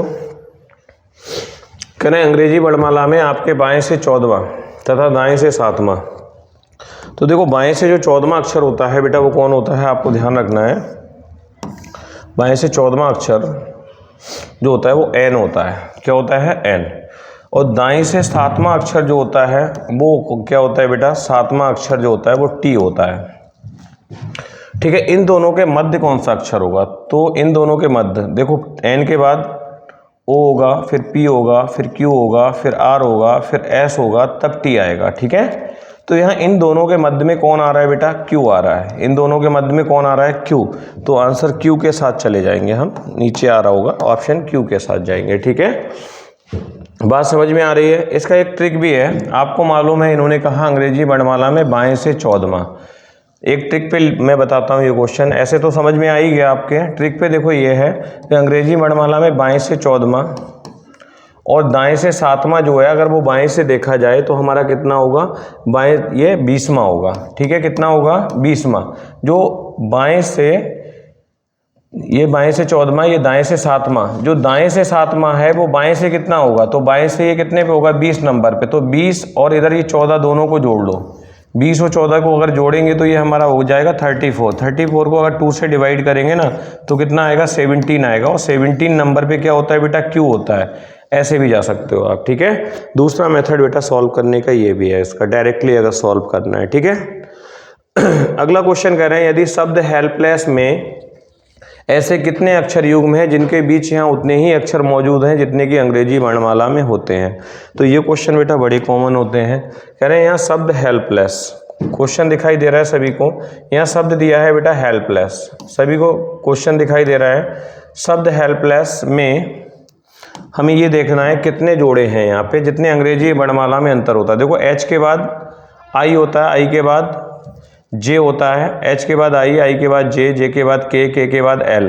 तो यहाँ पे एच से एल में हमें वही कंडीशन मिल गई जो अंग्रेजी वर्णमाला में होती है। H I J K L, जो मिल गया उसको जोड़ दो, जो नहीं मिला उसको छोड़ दो, ठीक है। इतना तो कर ही सकते हो। एल एम एन ओ, आगे कुछ नहीं मिला। अब इसको छोड़ के अगले से चेक करेंगे, ई F G H I J के, नहीं मिला तो छोड़ दो। इसके बाद अगले से चेक करेंगे, एल एम, एल के बाद M, N O P Q, नहीं मिला, छोड़ दो। पी क्यू आर एस, देखो पी क्यू आर एस मिल गया, पी से एस मिल गया। यहाँ पे उतना ही डिस्टेंस है जितना अंग्रेजी वर्णमाला में पी और एस के बीच में होता है, तो वही पूछा गया है, ठीक है। पी और एस के बीच में वही डिस्टेंस है, ठीक है। अब पी के बाद एल एम एन ओ नहीं है, ई एफ जी नहीं है, मतलब कहीं नहीं मिल रहा है, बस 2 जोड़े बन रहे हैं यहाँ पे। यानी कि एक एच से पी का बन गया, एच से एल का बन गया और पी से एस का बन गया। यहाँ पे 2 जोड़े हमको मिल रहे हैं, तो आंसर किसके साथ चले जाएंगे, यहाँ पे यही पूछ रहे हैं कि हेल्पलेस में ऐसे कितने अक्षर युग्म, युग्म का मतलब होता है बेटा जोड़े हैं जिनके बीच यहाँ उतने ही अक्षर मौजूद हैं जितने कि अंग्रेजी वर्णमाला में होते हैं। तो यहाँ पे 2 हैं बेटा, हम किस आंसर के साथ जाएंगे, 2 आंसर लगाएंगे यहाँ पे, ठीक है। क्लियर है, 2 के साथ चले जाएंगे, 2 के जोड़े सेम बन रहे हैं। अगला क्वेश्चन देखिए, यहाँ अगला क्वेश्चन दिया है शब्द पॉलिटिक्स का नया रूप क्या होगा यदि प्रत्येक व्यंजन को अंग्रेजी वर्णमाला में उसके दाएं के तीसरे अक्षर से। देखिए अब यहाँ पे स्वर और व्यंजन को आप डिफाइन करोगे, ठीक है। मैं इस क्वेश्चन के सारे करेक्टर को नीचे यहाँ लिख ले रहा हूँ, आपको समझ में आ जाएगा।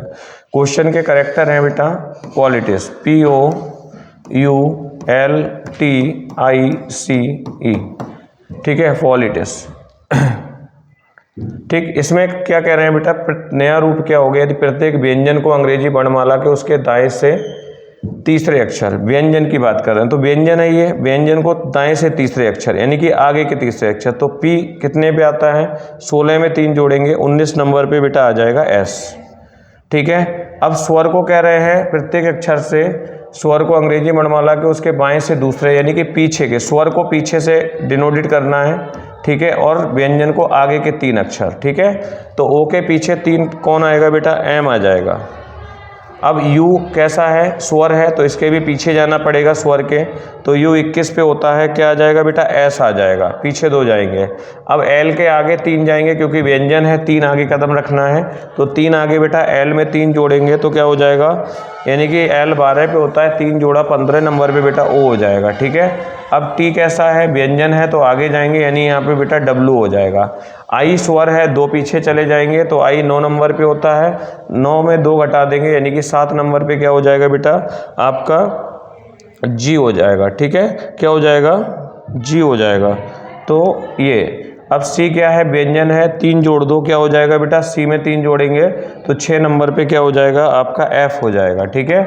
और ई भी क्या है हमारा बेटा, ये हमारा स्वर है, तो 2 कम कर दो, यहाँ पे सी हो जाएगा। तो ये हमको एक नया रूप मिल गया। तो ये देखो कहीं मैच हो रहा है इन चारों ऑप्शनों में, फटाफट चेक करो बेटा, बिल्कुल मैच हो रहा है, S M S O W G F C. तो ये चौथे ऑप्शन के साथ चले जाएंगे। जैसा इन्होंने बोला है सेम उसी तरीके से हम लोग यहाँ पे क्वेश्चंस को सॉल्व कर लेंगे, ठीक है। कोई दिक्कत यहाँ पे किसी बच्चे को नहीं। चलिए अगला क्वेश्चन देखिए, अगला क्वेश्चन है बेटा यहाँ पे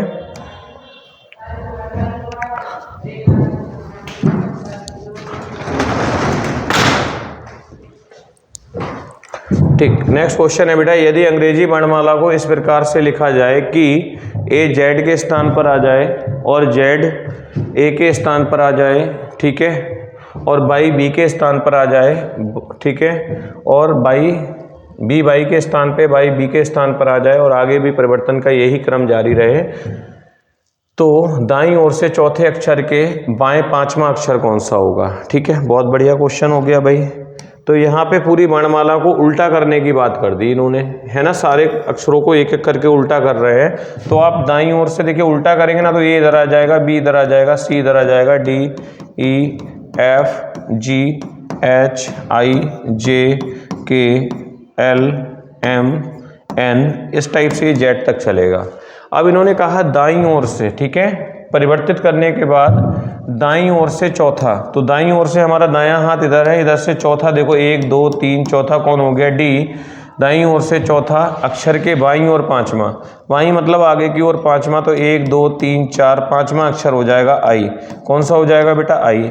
अब ये क्वेश्चन हम डायरेक्ट भी कर सकते थे, कोई दिक्कत वाली बात नहीं है, क्योंकि यहाँ पे ये कह रहे हैं कि वर्णमाला को उल्टा कर दिया जाए। एक तरीके से एक एक दो दो अक्षर करके बदलवाया है पूरा। जब हम उल्टा कर देंगे तो ए उधर आ जाएगा और जेड बेटा लास्ट में पहुंच जाएगा। ठीक है, और दाईं ओर से अगर चौथे अक्षर में 5 और जोड़ लेंगे ना बाएं को, 4 और 5 9 हो जाएगा, और 9 नंबर पे हमारा आई होता है और यही आंसर हो जाएगा। क्लियर है ना सभी का।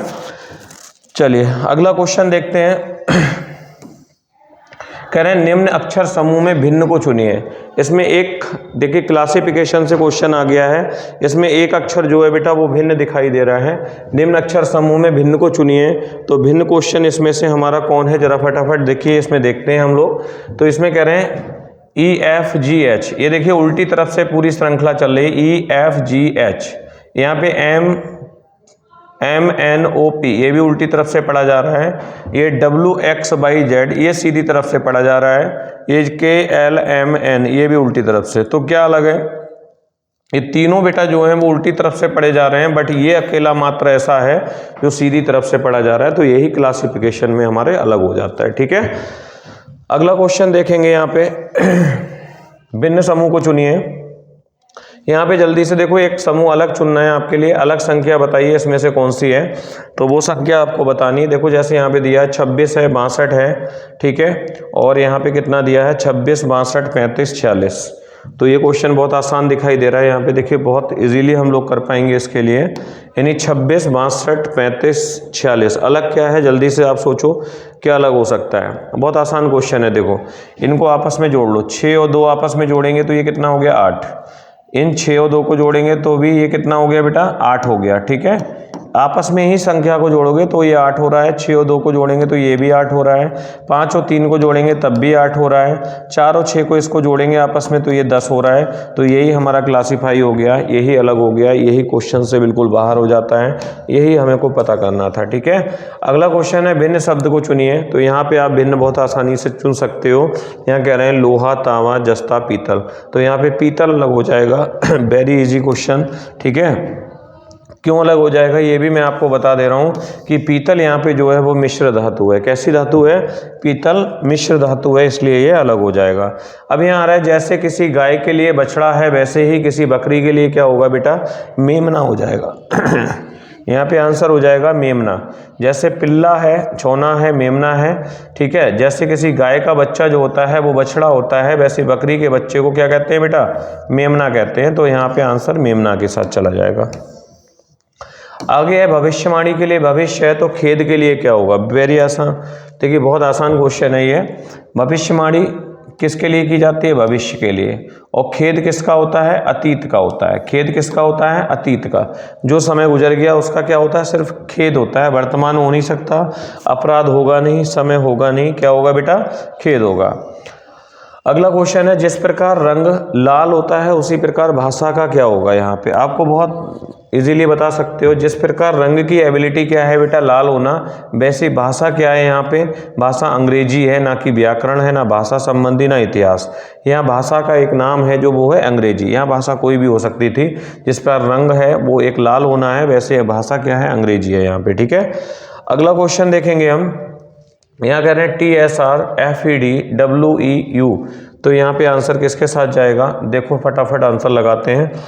तो यहाँ पे कह रहे हैं TSR EFD, देखो यहाँ पे भी कुछ समथिंग वही कंडीशन। देखो RST उल्टी तरफ से सही जा रहा है, DEF उल्टी तरफ से बिल्कुल सीक्वेंस में है, UVW ये भी उल्टी तरफ से सीक्वेंस में है, तो BAD ये उल्टी तरफ से सीक्वेंस में नहीं है, KLM ये उल्टी तरफ से सीक्वेंस में है, STU ये भी नहीं है, HIJ ये भी नहीं है, तो हमें एक मिल गया KLM, बिल्कुल सेम उसी सीक्वेंस में है जैसे सीक्वेंस में ये लगे हैं, तो इसके साथ ही एनालॉजी टेस्ट में आते हैं बेटा।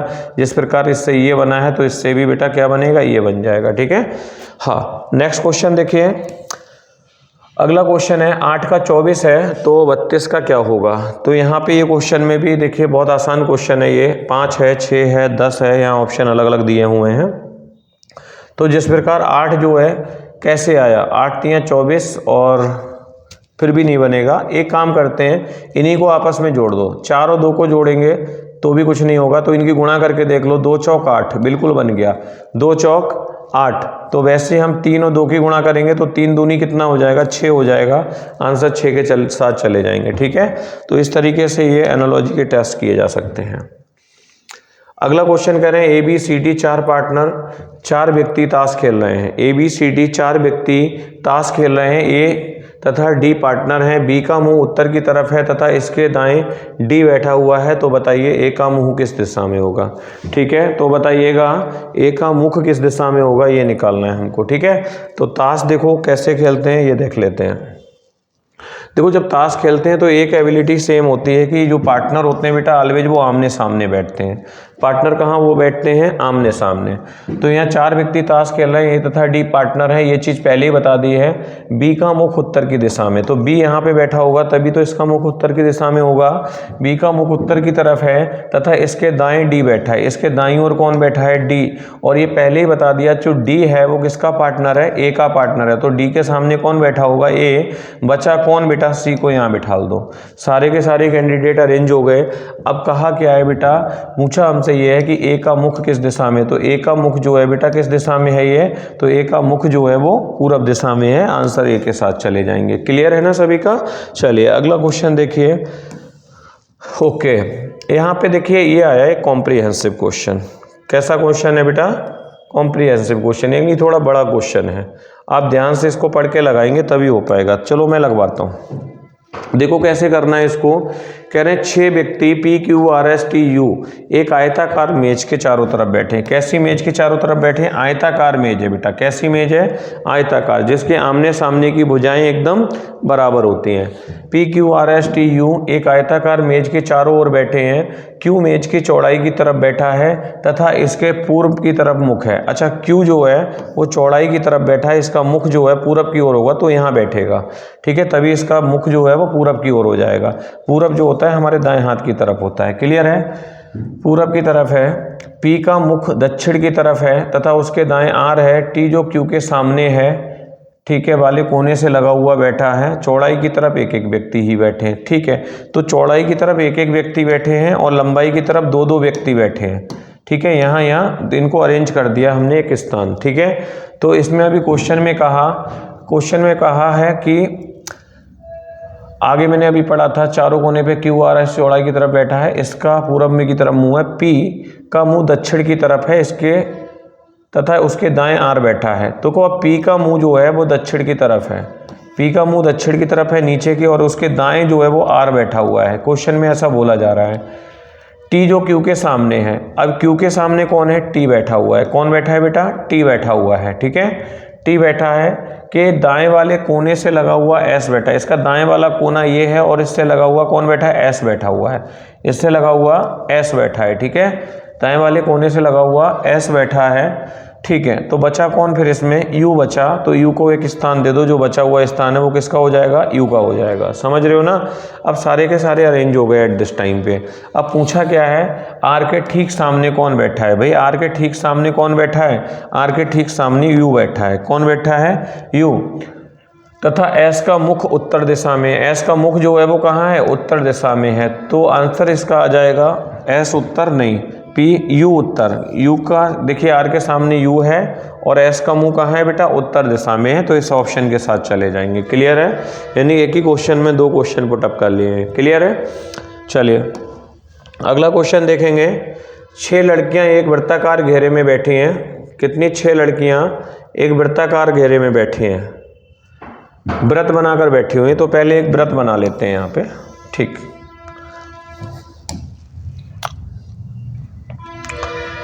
यहाँ पे एक व्रत बनाते हैं, 6 लड़कियां एक व्रत में अभी हम बिठा लेंगे इसमें, ठीक है।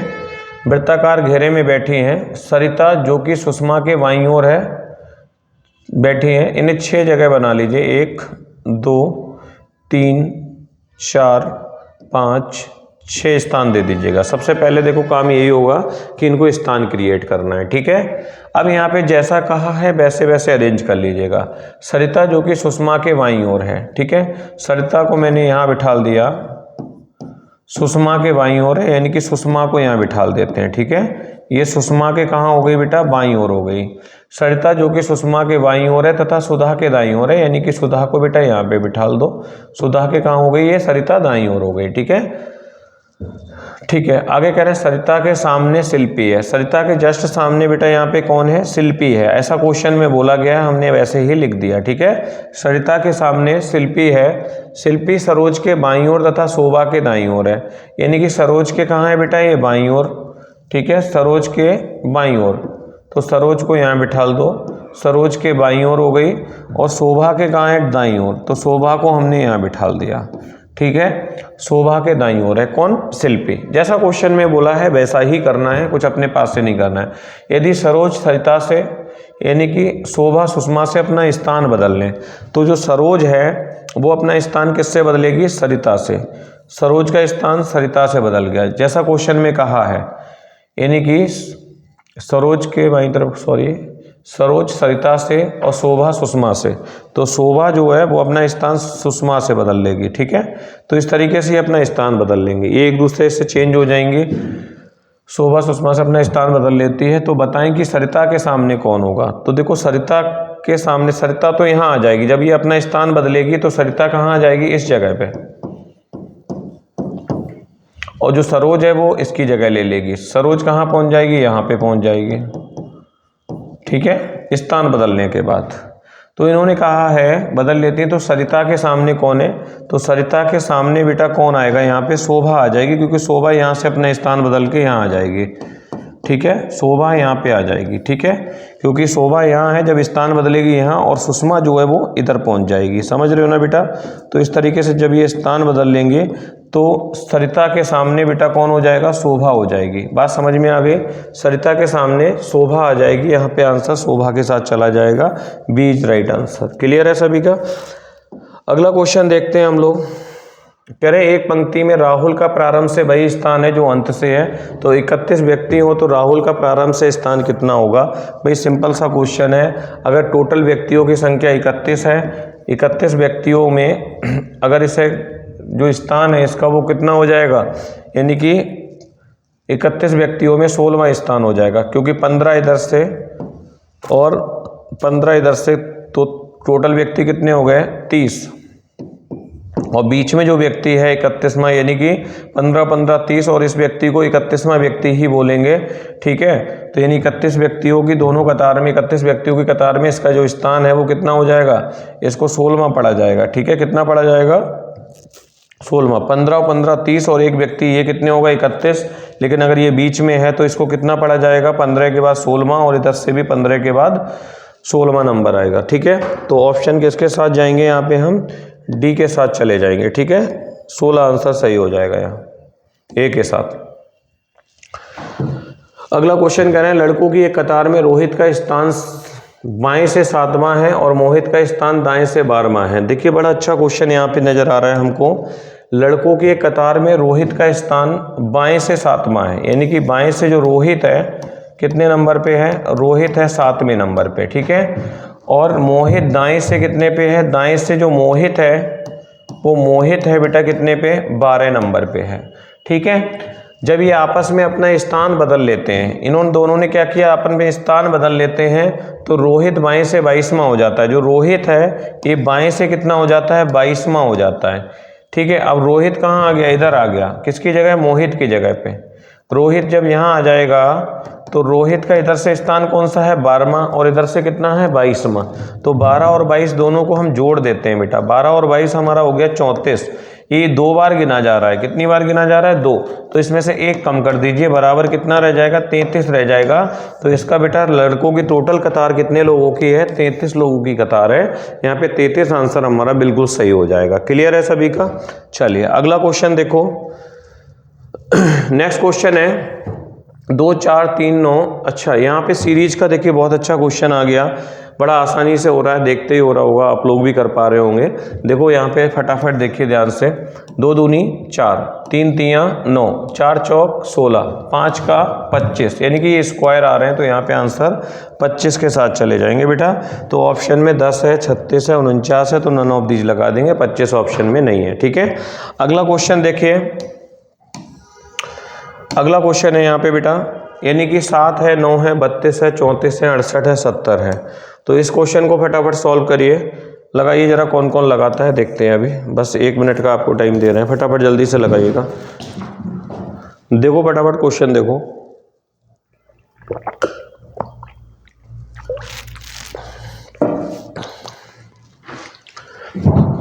आ गया? चलिए मैं कराता हूँ। यहाँ पे क्वेश्चन में कह रहे हैं 7 है, 9 है, 32 है, 34 है, 68 है और 70 है। इसको कैसे लगाएंगे? देखो 7 9 सीरीज नहीं बन रही है, तो देखो जब सीरीज ना बने तो सीधा हम जंपिंग करके देख लेते हैं। जंपिंग करेंगे, 7 और 32 में जो अंतर है ना वो 25 का है बेटा। यहाँ पे अंतर देखा, 32 में 68 में कितना जोड़े? 36 जोड़े, तो हमारे पास कितना हो जाएगा? 68 हो जाएगा। ठीक है, आगे आंसर के लिए चले जाएंगे, बट उससे पहले हम इसको भी चेक करेंगे कि 9 में कितना जोड़ें? 34 हो जाए, तो यहाँ पे भी बेटा 25 जोड़ेंगे। और 34 में कितना जोड़ें कि 70 हो जाए, तो यहाँ पे हम कितना जोड़ेंगे? 36। सेम श्रृंखला ऊपर नीचे बन रही है। 25 जो होता है बेटा 5 का स्क्वायर होता है, 36 6 का स्क्वायर होता है, तो हमको 7 का स्क्वायर जोड़ देना। 7 का स्क्वायर होता है 49। जब 49 को 70 में हम 68 में जोड़ेंगे ना, तो हमारे पास आंसर आ जाएगा 117। तो इसके साथ चले जाएंगे। ठीक है, क्लियर है सभी का? चलिए अगला क्वेश्चन देखिए फटाफट। 12 है, 18 है, 36 है, 90 है, 270 है, 945 है।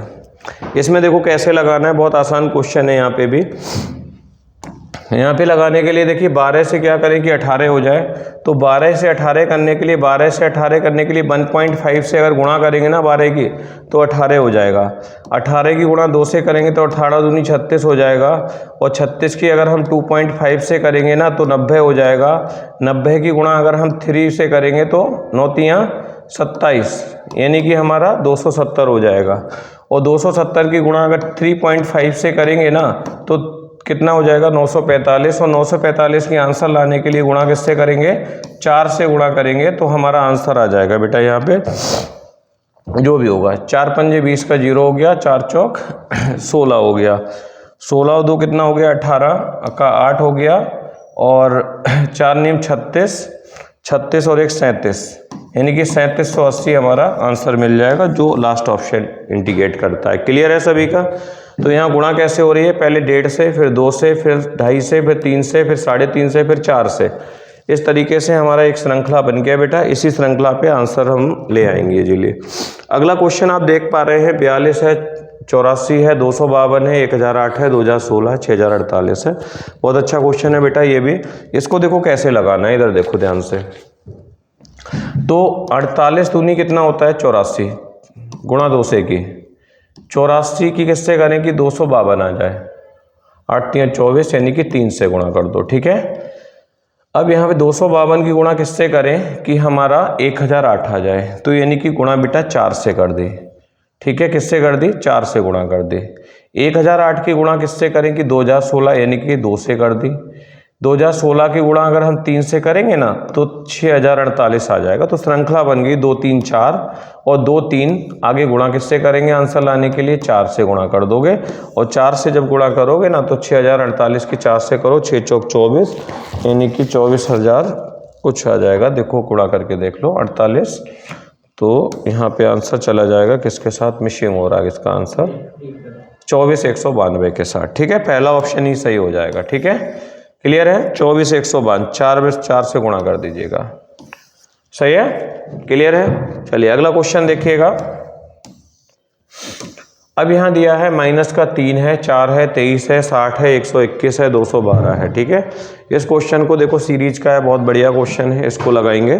तो इसमें ये कह रहे हैं कि माइनस का 3, अरे वाह, यहाँ पे माइनस का 3 दिखाई दे रहा है। भाई 3 कब आएगा? जब कोई छोटी संख्या में से बड़ी संख्या घटाओगे तभी तो माइनस में जाती है कंडीशन। ठीक है, तो मैं अगर 1 का क्यू कर लूँ और -1 करूँ, -4 करूँ मैं 1 में से, तो माइनस का 3 तब आएगा। 1 में से अगर 4 घटाऊंगा ना तो माइनस में जाएगा बेटा। ठीक है, ऐसे ही अगर मैं 2 का स्क्वायर कर दूं, 2 का घन कर दूं और 4 घटाऊं तो कितना बचेगा? 2 दूनी 4 दूनी 8, और 8 में से जब 4 जाएगा तो कितना बचेगा? 4। ऐसे में 3 का घन कर दूं, 3 3 9 3 27, 3 का घन कितना होता है बेटा? 27, और -4 करूंगा ना तो 23 बच जाएगा। ऐसे 4 का घन करूंगा, 4 चौक 16 चौक 64, 4 घटाऊंगा तो 60, 5 25 पंजे 125, 4 घटाऊंगा 121, छठंग 36 छंग 216, 4 घटाऊंगा 212। आंसर लाने के लिए 7 का घन करूंगा मैं और 4 घटाऊंगा, आंसर मिल जाएगा 7 7 49 7 343, और 343 में 4 घटाएंगे ना तो 339 आंसर मिल जाएगा। यही हमारा आंसर हो गया। ठीक है, इसके साथ चले जाएंगे। क्लियर है सभी का? चलिए अगला क्वेश्चन देखिएगा फटाफट। ये क्वेश्चन बहुत बढ़िया आ गया, कॉम्प्रिहेंशन क्वेश्चन है, ABCDE। इस पे देखिए एक ही क्वेश्चन में कम से कम एक ही क्वेश्चन से 5 क्वेश्चन आपको इजीली मिल जाते हैं। ठीक है, तो इसमें पूरे क्वेश्चन को ध्यानपूर्वक पढ़ना है और इसका ग्राफ बनाना है, और ग्राफ बनाओगे तो इजीली आपको पूरा क्वेश्चन मिल जाएगा। ठीक, चलिए मैं करवाता हूँ ये क्वेश्चन। ठीक है, अब यहाँ कह रहे हैं ABCDEF एक ही परिवार के 6 सदस्य हैं। ABCDEF एक ही परिवार के कितने सदस्य हैं? यहाँ पे 6 सदस्य हैं। ठीक है, मनोवैज्ञानिक है, मैनेजर है, वकील है, ज्वेलर है, डॉक्टर है, इंजीनियर है। डॉक्टर F का दादा है जो कि एक मनोवैज्ञानिक है। अब देखो यहाँ पे जो डॉक्टर है वो F का दादा है। F का कोई ना कोई तो पिता रहा होगा, तभी तो दादा हुआ होगा, यानी कि F को यहाँ पे बना दिया जो कि एक मनोवैज्ञानिक है। क्वेश्चन में ऐसा कहा है, क्या है बेटा? मनोवैज्ञानिक है। डॉक्टर जो है वो F का दादा हो गया जो कि एक मनोवैज्ञानिक है, कोई ना कोई इसका पिता भी होगा। क्लियर है? तो बॉन्ड हमने यहाँ से बनाना शुरू कर दिया है। ठीक है, F का दादा है जो कि एक मनोवैज्ञानिक है। मैनेजर D का विवाह A से हुआ है, तो अभी मैं बॉन्ड पे कनेक्ट नहीं करूंगा, इसको अलग रख दे रहा हूं। यानी कि जो मैनेजर है D का विवाह के लिए देखिए लचीला बॉन्ड बनाते हैं, ध्यान रखिएगा। मैनेजर D का विवाह A से हुआ है। किससे हुआ है? A से हुआ है। ठीक है, अभी इसे कनेक्ट नहीं करेंगे, अलग रख लिया है। C जो कि एक ज्वेलर है का विवाह वकील से हुआ है। अब देखो यहाँ पे C भी है जो कौन है बेटा? ज्वेलर है, और जिसका विवाह किससे हुआ है? वकील से हुआ है। ठीक है, इसको भी अलग रख लिया मैंने, वकील से हुआ है। C एक ज्वेलर है का विवाह वकील से हुआ है। V F तथा E की माँ है। F तथा E की माँ, तो यानी F का कोई भाई बहन भी है जो कौन है? E है, और इनकी माँ जो है वो कौन है? B। क्वेश्चन में ऐसा बोला जा रहा है, तो इनकी माँ यानी कि ये मान लीजिए पिता है, तो इस पिता की पत्नी जो हो गई वो इन दोनों की माँ हो गई, और जो डिक्लेयर कर दिया कौन है बेटा? B है। ऐसा क्वेश्चन में बोल दिया गया। ठीक है, परिवार में 2 विवाहित जोड़े हैं। ठीक है, 2 विवाहित जोड़े का मतलब हो गया ये दोनों बच्चे हो गए, ये इनके पिता हो गए, यानी कि जो दादाजी हैं इनकी पत्नी भी हैं फिर कोई ना कोई। ठीक है, 2 विवाहित जोड़े की बात कर रहे हैं, क्वेश्चन में ऐसा बोल दिया है।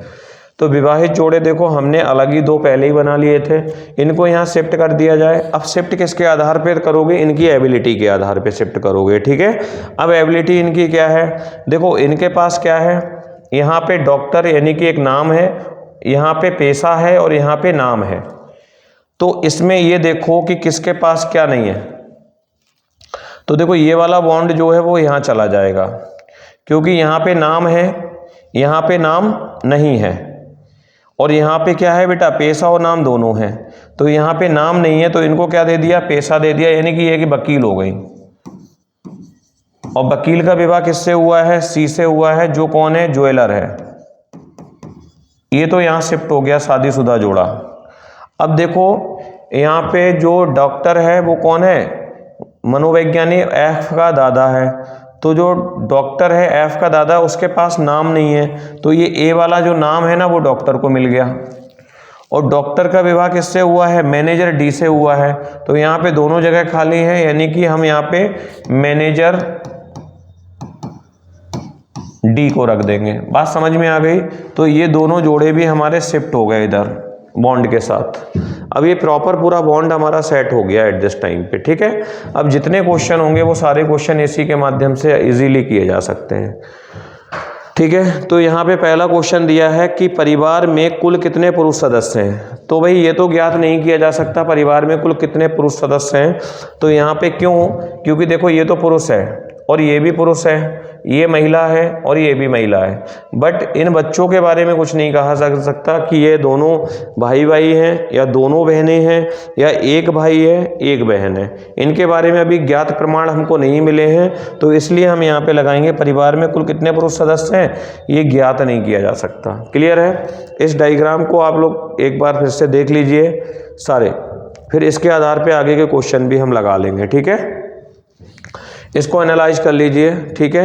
यानी कि मैनेजर का विवाह किससे हुआ है, डॉक्टर से। डॉक्टर का पेशा क्या है बेटा, ए डॉक्टर है, डी मैनेजर है, सी ज्वेलर है, बी वकील है, एफ मनोवैज्ञानिक है, बचा कौन, ई, और एक पेशा बचा है इंजीनियर का। तो जो इंजीनियर है वो कौन है बेटा, फिर ई इंजीनियर है, ठीक है। ये सारे क्वेश्चन कहीं से भी पूछ लिए जाएं, आपने बॉन्ड सही बनाया है, क्वेश्चन कहीं से कहीं तक गलत होने वाला नहीं है। आप पूरा ध्यान अपने बॉन्ड पे रखेंगे, बॉन्ड सही है तो सारे क्वेश्चन सही, बॉन्ड गलत तो सारे क्वेश्चन गलत, ठीक है।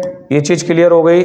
अगला क्वेश्चन देखो उसी से संबंधित है, परिवार में कुल कितने पुरुष सदस्य हैं। तो ये भी नहीं ज्ञात किया जा सकता, नन ऑफ दिस लगा देंगे इसमें। अभी जो बॉन्ड बनाया उसके आधार पे यहाँ पे आंसर चला जाएगा इनमें से कोई नहीं, इनमें से कोई नहीं के साथ जाएगा यहाँ पे। निम्नलिखित में से कौन सा परिवार में विवाहित जोड़ा है। तो विवाहित जोड़ा बेटा कौन कौन था, ए और डी विवाहित जोड़ा, ए सी नहीं है, ए बी नहीं है, ए डी विवाहित जोड़ा है, यानी कि किसके साथ जाएंगे, ए डी के साथ चले जाएंगे।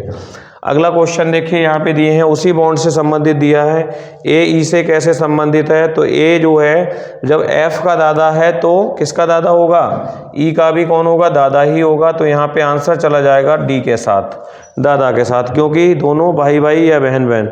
निम्नलिखित में से ए का व्यवसाय क्या है। तो ये पता चल गया, ए का व्यवसाय जो है अभी हमने डायग्राम में देखा था, ए का व्यवसाय कौन है बेटा, ए जो नाम दिया था वो डॉक्टर के लिए दिया था। किसके लिए दिया था, डॉक्टर के लिए दिया था। सारे क्वेश्चन हमारे सही हो जाते हैं यदि हम सही से अगर अपना बॉन्ड बना लें। क्लियर है सभी का। अब देखिए अगला क्वेश्चन आता है, यदि a प्लस बी का अर्थ है ए बी की माँ है, a डिवाइड b का अर्थ है ए डी का भाई है। अब देखिए प्लस माइनस पे ये बॉन्ड वाले क्वेश्चन आ जाते हैं, रिलेशन वाले क्वेश्चन हम किस पे करेंगे, बॉन्ड बना के करेंगे, ठीक है। तो ये क्वेश्चन भी बड़े अच्छे और कॉमन क्वेश्चन होते हैं बेटा, इनको लगाएंगे। देखो सबसे पहले अब यहाँ पे कह रहे हैं ए बी का अर्थ है ए बी की माँ है, ए डिवाइड बी का अर्थ है ए बी का भाई है, ए गुणा बी का अर्थ है ए बी का पुत्र है, ए माइनस बी का अर्थ है ए बी की बहन है। तो बताइए निम्नलिखित में से किसका अर्थ ये है कि सी डी की बहन है। हमको देखना है लास्ट पॉइंट, किसका अर्थ ये है कि सी डी की बहन है। तो ये चीज़ बहुत आसान है करना हमारे लिए। तो यहाँ पे सबसे पहले हमें करना क्या है, देखना ये कि किस मैथमेटिकल ऑपरेशन का मीन क्या है, ठीक है। तो प्लस का मतलब है यहाँ पे बेटा माँ, यानी कि ए प्लस बी का अर्थ है ए बी की माँ है। दूसरा सिंबल है डिवाइड, डिवाइड का अर्थ है ए डिवाइड बी का अर्थ है ए बी का भाई है, डिवाइड का अर्थ है बेटा भाई। ए गुणा बी का अर्थ है बेटा पुत्र, यानी गुणा का अर्थ है पुत्र। माइनस का अर्थ है बेटा बहन, तो माइनस का अर्थ है बहन। ये क्वेश्चन में नीचे इधर कनेक्ट हो गया इसलिए मैंने रख दिया, ठीक है, ए बी की बहन है। अब इसमें यह पहचानना है कि सी डी की बहन है, इसमें से कौन सा समीकरण निरूपित करता है इस चीज के लिए। तो हमको करना क्या है, सबसे पहले हम पहला समीकरण ही यूज करेंगे, ठीक है। तो पहले समीकरण में कहा है P प्लस डी, तो प्लस का अर्थ आपको पता है कि प्लस का अर्थ है माँ, तो P जो है वो D की माँ है, P जो है वो माँ है बेटा किसकी, D की, यानी कि माइनस है। आगे दिया है डिवाइड, और डिवाइड का अर्थ आपको बहुत अच्छे से पता है भाई है, तो यानी कि डी भाई है सी का, तो ये यानी भाई मतलब प्लस है किसका, सी का। क्या इस बॉन्ड के साथ ये वाला बॉन्ड कनेक्ट हो रहा है? सी डी की बहन है, सी डी की बहन है, नहीं क्लियर हो रहा है क्योंकि सी का जेंडर नहीं मिला है कि ये प्लस है या माइनस है, भाई भी तो हो सकता है। तो हम बहन वाला जो बॉन्ड है उसको ना बना के हम अगले बॉन्ड पे चले जाएंगे, तो ये वाला तो हमारा गलत हो गया भाई। जब दूसरा वाला हम अगर चेक करेंगे तो यहाँ पे हम देख पा रहे हैं कि यहाँ पे ये कह रहे हैं कि सी माइनस पी। अब आपको पता है माइनस का अर्थ क्या है बेटा? बहन, तो सी बहन है पी की। अगला बॉन्ड हम बनाते हैं तो सी जो है वो बहन है किसकी? पी की। सी बहन है पी की, तो सी बहन हो गई बेटा किसकी? पी की। अब कह रहे हैं P डिवाइड डी, तो डिवाइड का अर्थ भाई है, यानी कि P भाई है D का, तो जो P है वो भाई है किसका बेटा? D का। ठीक है, ये भाई हो गया D का। अब फिर से हम क्वेश्चन पे जाते हैं। इन्होंने कहा C D की बहन है, C जो है वो D की बहन है क्या? बिल्कुल, आप बताओ है? बिल्कुल है। जब ये इसका भाई है तो ये इसकी कौन हो गई? बहन हो गई, और इसका जेंडर भी डिफाइन हो गया। माइनस मतलब कौन है बेटा? स्त्री है, तो स्त्री है तो जब ये इसका भाई है, जब ये इसकी बहन है तो बेटा इसकी भी तो बहन हुई, तो यहाँ पे ये बॉन्ड हमारा कनेक्ट हो गया। यही इसी बॉन्ड के साथ चले जाएंगे, यही आंसर हो जाएगा। आगे का बॉन्ड लगाने की कोई ज़रूरत नहीं है, वो गलत ही होंगे। जब हमें सही बॉन्ड मिल जाए वहीं छोड़ के आगे बढ़ जाएंगे। क्लियर है? अगला क्वेश्चन देखिए, यदि बीते कल से पहला दिन बुधवार था तो रविवार कब होगा? यदि बीते कल से पहला दिन रविवार था तो बुधवार कब होगा? ठीक है, जैसे बुधवार था तो रविवार कब होगा? ठीक है, तो यहाँ पे हो जाएगा बेटा आने वाला कल है, आज से 3 दिन बाद, या आज, या आने वाले कल से अगला दिन। तो यहाँ पे ये आंसर सही हो जाएगा बेटा, आने वाले कल से अगला दिन हमारा सही हो जाएगा। इसके साथ चले जाएंगे। क्लियर है सभी का? आप इसे कैलकुलेट भी करके देख सकते हो, यही आ जाएगा। एक साल में कितने सप्ताह होते हैं? तो एक साल में बेटा कितने सप्ताह होते हैं? किस आंसर के साथ जाएंगे यहाँ पे हम? तो 52 के साथ चले जाएंगे। एक साल में 52 सप्ताह होते हैं। कैसे होते हैं देखो, एक साल में कितने दिन होते हैं पहले तो ये बताओ? 365 दिन होते हैं। 365 को सप्ताह में कितने दिन होते हैं? 7। तो 7 से 365 को काट दो, 7 पंजे 35, एक बचा, 7 दूनी 14, फिर एक बचा। जो एक बचा वो विषम दिन हो गया, और 52 ये जो है ये कौन हो गए बेटा? ये हमारे 52 सप्ताह हो गए। ये हमारा आंसर बिल्कुल सही चला जाएगा 52 सप्ताह के साथ। क्लियर है? अगला क्वेश्चन देखेंगे, साल 2021 में 1 जनवरी को अगर शुक्रवार है तो 31 दिसंबर 2021 को कौन सा दिन होगा बेटा? तो यहाँ पे भी शुक्रवार ही होगा। ठीक है, अगर किसी भी एक चीज़ आप ध्यान रखिए, हमेशा किसी भी वर्ष का जो पहला दिन होता है वही उसका अंतिम दिन होता है, बशर्ते साल कैसी होनी चाहिए? साधारण होनी चाहिए। वर्ष कैसी होनी चाहिए? साधारण वर्ष है तो जो प्रथम दिन है वही उसका लास्ट डे होता है, ये ध्यान रखना। और लीप वर्ष में जो प्रथम दिन है लास्ट वाले में एक दिन इंक्रीज हो जाता है। अगर कोई सोमवार का प्रथम दिन है लीप वर्ष में तो उसका अंतिम दिन मंगलवार होगा। ठीक है, और साधारण वर्ष में बेटा समान रहता है। तो वही यहाँ पे कह रहे हैं साल 2021 में 1 जनवरी अगर शुक्रवार है तो 31 दिसंबर को क्या होगा? शुक्रवार ही होगा। तो यहाँ पे इसी आंसर के साथ चले जाएंगे। ठीक है, आगे कह रहे हैं यदि पृथ्वी का संबंध नीले से है तो अरुण का संबंध किससे होगा? वेरी इंपॉर्टेंट क्वेश्चन, बहुत ही आसान क्वेश्चन है। यदि पृथ्वी का संबंध नीले से है तो अरुण का संबंध किससे होगा बेटा? हरे से हो जाएगा, क्योंकि जिस प्रकार पृथ्वी नीली होती है वैसे अरुण कैसा होता है बेटा? हरा ग्रह होता है। ठीक है, कैसा ग्रह होता है? हरा ग्रह होता है। किसकी वजह से होता है? किसकी वजह से होता है बेटा? मीथेन गैस की वजह से ये ग्रह हरा कहलाता है। क्लियर है? चलिए अगला क्वेश्चन के साथ जाएंगे हम।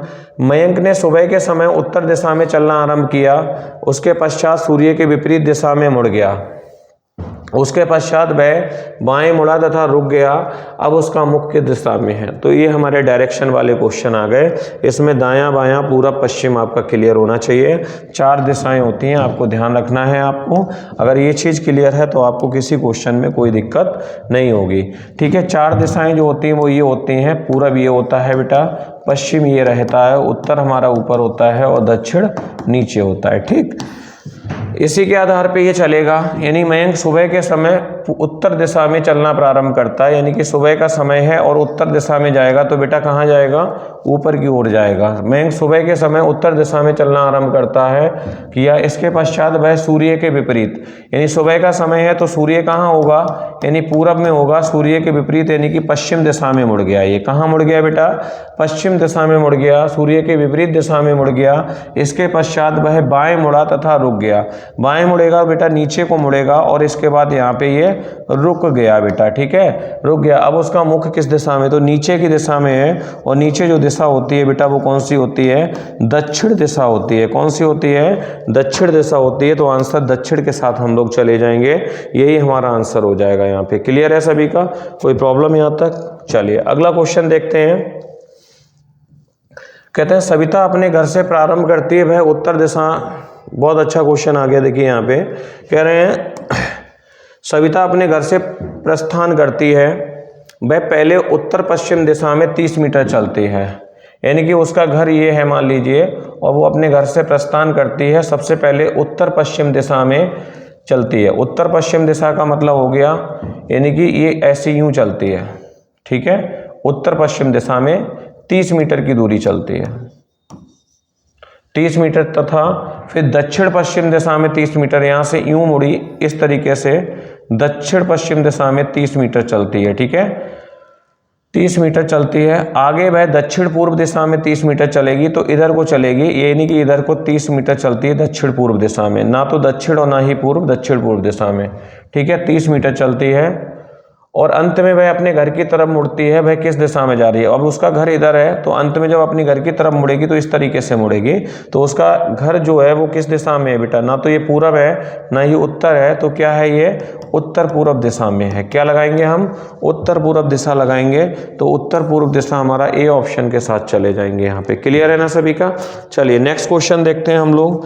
अगला क्वेश्चन कह रहे हैं एक दिन सुबह प्रिया ने सूर्य की ओर चलना प्रारंभ किया, कुछ दूर चलने के बाद अपने बाईं ओर मुड़ी और फिर एक बार बाईं ओर मुड़ी, और कुछ देर चलने के पश्चात वह फिर दाईं ओर मुड़ी, और उसका मुख किस दिशा में आपको बताना है, ठीक है। चलिए ये क्वेश्चन भी हम करा देते हैं आपको। अब यहाँ कह रहे हैं एक दिन सुबह प्रिया सूर्य की ओर चलना शुरू करती है, यानी कि सुबह सूर्य की ओर चलेगी, तो यानी कि पूरब दिशा में चलेगी बेटा, ठीक है, पूरब दिशा में प्रारंभ किया, सूर्य को चलना प्रारंभ किया। कुछ दूर चलने के बाद वह अपने बाईं ओर मुड़ गई। बाईं मुड़ेगी बेटा तो ऊपर को मुड़ जाएगी, ठीक है, बाईं ओर मुड़ी और फिर एक बार बाईं ओर मुड़ी, यानी कि फिर से बाईं ओर मुड़ी है, ठीक है, एक बार फिर बाईं ओर मुड़ी, और फिर कुछ देर चलने के पश्चात वह फिर दाईं ओर मुड़ गई। तो दाईं मुड़ेगी बेटा, ऊपर के लिए मुड़ जाएगी, दाईं ओर मुड़ी, उसका मुख अब किस दिशा की ओर है, तो ऊपर की ओर है। तो ऊपर कौन सी दिशा होती है बेटा, उत्तर दिशा होती है, तो आंसर बी के साथ चले जाएंगे यहाँ पे। उसका मुख जो है अब उत्तर दिशा में है अभी, ठीक है। अगला क्वेश्चन देखिए। अगला क्वेश्चन है एक व्यक्ति दक्षिण की ओर 6 किलोमीटर चलता है। कितना चलता है, एक व्यक्ति दक्षिण की ओर 6 किलोमीटर चलता है, बाईं मुड़कर 4 किलोमीटर चलता है, फिर बाईं ओर मुड़कर 5 किलोमीटर चलता है, उसका मुख किस दिशा में है। फटाफट चलाइए इसको। एक व्यक्ति दक्षिण दिशा में 6 किलोमीटर गया तो नीचे जाएगा 6 किलोमीटर, ठीक है, चलता है, बाईं ओर मुड़ा और 4 किलोमीटर गया, बाईं मुड़ेगा तो इधर मुड़ेगा और 4 किलोमीटर चलता है, ठीक है, 4 किलोमीटर चलता है, फिर बाईं ओर मुड़ता है, 5 किलोमीटर चलता है, बाईं ओर मुड़ेगा तो ऊपर की ओर मुड़ेगा, और कितना गया, 5 किलोमीटर चलता है। अब उसका मुख किस दिशा में होगा, तो ऊपर की ओर है, तो ऊपर की ओर फिर कौन सी दिशा होती है बेटा, उत्तर दिशा होती है। यहाँ पे भी हम सेकंड ऑप्शन के साथ चले जाएंगे। क्लियर है? चलिए नेक्स्ट क्वेश्चन देखिए। बिंदु 0 से प्रारंभ करके वरुण दक्षिण दिशा की ओर चलता है, ठीक है, यानी कि ये 0 से प्रारंभ किया, प्रारंभ करके दक्षिण दिशा में 5 किलोमीटर चलता है। दक्षिण चलेगा तो नीचे की ओर चलेगा बेटा, 5 किलोमीटर चलता है, ठीक है, दूरी चलता है, फिर दाईं ओर मुड़ जाता है, 3 किलोमीटर चलता है, दाईं मुड़ेगा तो इधर को मुड़ा, और कितना गया बेटा, 3 किलोमीटर चलता है। वहां से वह पुनः दाईं ओर मुड़ा और 5 किलोमीटर, दाईं ओर मुड़ा तो ऊपर की ओर मुड़ेगा, और कितना गया बेटा, फिर 5 किलोमीटर गया ये, ठीक है, 5 किलोमीटर चलता है, फिर वह बाएं मुड़ता है और 5 किलोमीटर चलता है। यहाँ से बाएं मुड़ेगा तो इधर को मुड़ेगा, और ये कितना चला, फिर से 5 किलोमीटर चला, 5 किलोमीटर चलता है। अब वह प्रारंभिक बिंदु से कितनी दूरी पर है, अब यहाँ पे है, और चला बेटा कहाँ से था, यहाँ से, तो ये दूरी कितनी है 5, ये 3 है, तो इसके सामने वाली ये दूरी भी कितनी होगी 3 होगी। तो इस 5 में इस 3 को जोड़ेंगे तो बराबर कितना हो जाएगा 8 किलोमीटर होगा अपने प्रारंभिक स्थान से। तो ऑप्शन सी के साथ चले जाएंगे, 8 kilometre is right answer. Clear है। चलिए अगला क्वेश्चन देखेंगे यहाँ पे। ठीक है, अब आपके रीजनिंग के क्वेश्चंस ये पूरे कंप्लीट हो गए। मैथ भी लगा ली हमने, रीजनिंग भी लगा ली, जीके भी लगा ली। अब चलते हैं हिंदी की ओर। ठीक है, हिंदी के सारे क्वेश्चन हम फटाफट लगाते हैं। तो हिंदी में देखिए पहला क्वेश्चन हमारा बहुत अच्छा क्वेश्चन आ गया, बार बार पूछा जाता है, ये रिपीटेबल क्वेश्चन है। निम्न में से नासिक के व्यंजन कौन से हैं? तो नासिक के व्यंजन वहाँ है, घा है, ठा है या टा है। तो यहाँ पे अगर हम देखें तो जो वहाँ है बेटा, वो वहाँ हमारा नासिक के व्यंजन कहलाता है, क्योंकि ये नाक से बोला जाता है। नाक बंद करके इसका सही से आप प्रोनाउंसिएशन नहीं कर सकते, सही से इसका उच्चारण नहीं कर सकते, इसीलिए एक ऐसा व्यंजन है नासिक के व्यंजन है। क्लियर है। अगला क्वेश्चन देखिए यहाँ पे जाएगा, मात्रा के आधार पर स्वर कितने प्रकार के होते हैं? तो आप लोग ध्यान रखेंगे, मात्रा के आधार पर स्वर जो होते हैं वो 3 प्रकार के होते हैं। कितने प्रकार के होते हैं? 3 प्रकार के होते हैं, ध्यान रखिएगा। ठीक है, वाह कौन सा व्यंजन है? तो ध्यान रखिएगा, वाह जो है वो कैसा व्यंजन है बेटा? ऊष्म व्यंजन है। ठीक है, कैसा व्यंजन है? यह अंथास्त व्यंजन है। तो यहाँ पे देखिए ऊष्म है, महाप्राण है, या अंथास्त है या अघोष व्यंजन है। तो जो वाह है तो वो वाह अंथास्त व्यंजन कहलाता है। कैसा व्यंजन कहलाता है? अंथास्त व्यंजन। क्लियर है। अगले क्वेश्चन पे चलते हैं। यहाँ पे हिंदी वर्णमाला में ऊष्म व्यंजन कौन से हैं? सा, शा, सा, हा, या ता, था, दादा, टाठा, डाढ़ा, चा, छा, जा, झा? नहीं, बिल्कुल नहीं। इसमें पहले ऑप्शन के साथ जाएंगे। ये हमारे हिंदी वर्णमाला में ऊष्म व्यंजन कहलाते हैं। कैसे व्यंजन कहलाते हैं बेटा? ऊष्म व्यंजन कहलाते हैं। क्लियर है। अगला क्वेश्चन है, छात्रा और ज्ञा, ये तीनों कौन से व्यंजन हैं? तो आपको ध्यान रखना है, छात्रा, ज्ञा, स्रा, ये चारों व्यंजन जो होते हैं ये हमारे संयुक्त व्यंजन में आ जाते हैं। यहाँ पे हम संयुक्त व्यंजन के साथ चले जाएंगे। क्लियर है। अगला क्वेश्चन है, यहाँ वर्णों के समूह को क्या कहा जाता है? तो ऑप्शन दिया है बेटा, समूह शब्द, संयुक्त शब्द, वर्णमाला, या इनमें से कोई नहीं। तो यहाँ वर्णमाला कहा जाता है। वर्णों के समूह को बेटा क्या कहा जाता है? वर्णमाला कहा जाता है। हिंदी की आदि जननी भाषा कौन सी है? तो हिंदी की जननी भाषा या हिंदी भाषा का जन्म किस भाषा से हुआ है? तो आपको ध्यान रखना है, ये संस्कृत भाषा से जन्म हुआ है, ध्यान रखेंगे। अगला क्वेश्चन है बेटा, भारतवर्ष में हिंदी के आप किस वर्ग में रखेंगे?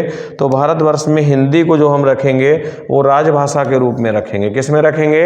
राजभाषा के रूप में क्वेश्चन चला जाएगा। विभाषा नहीं होगा, तकनीकी भाषा नहीं होगा, राष्ट्रभाषा नहीं होगा, राजभाषा के रूप में रखेंगे। ठीक है।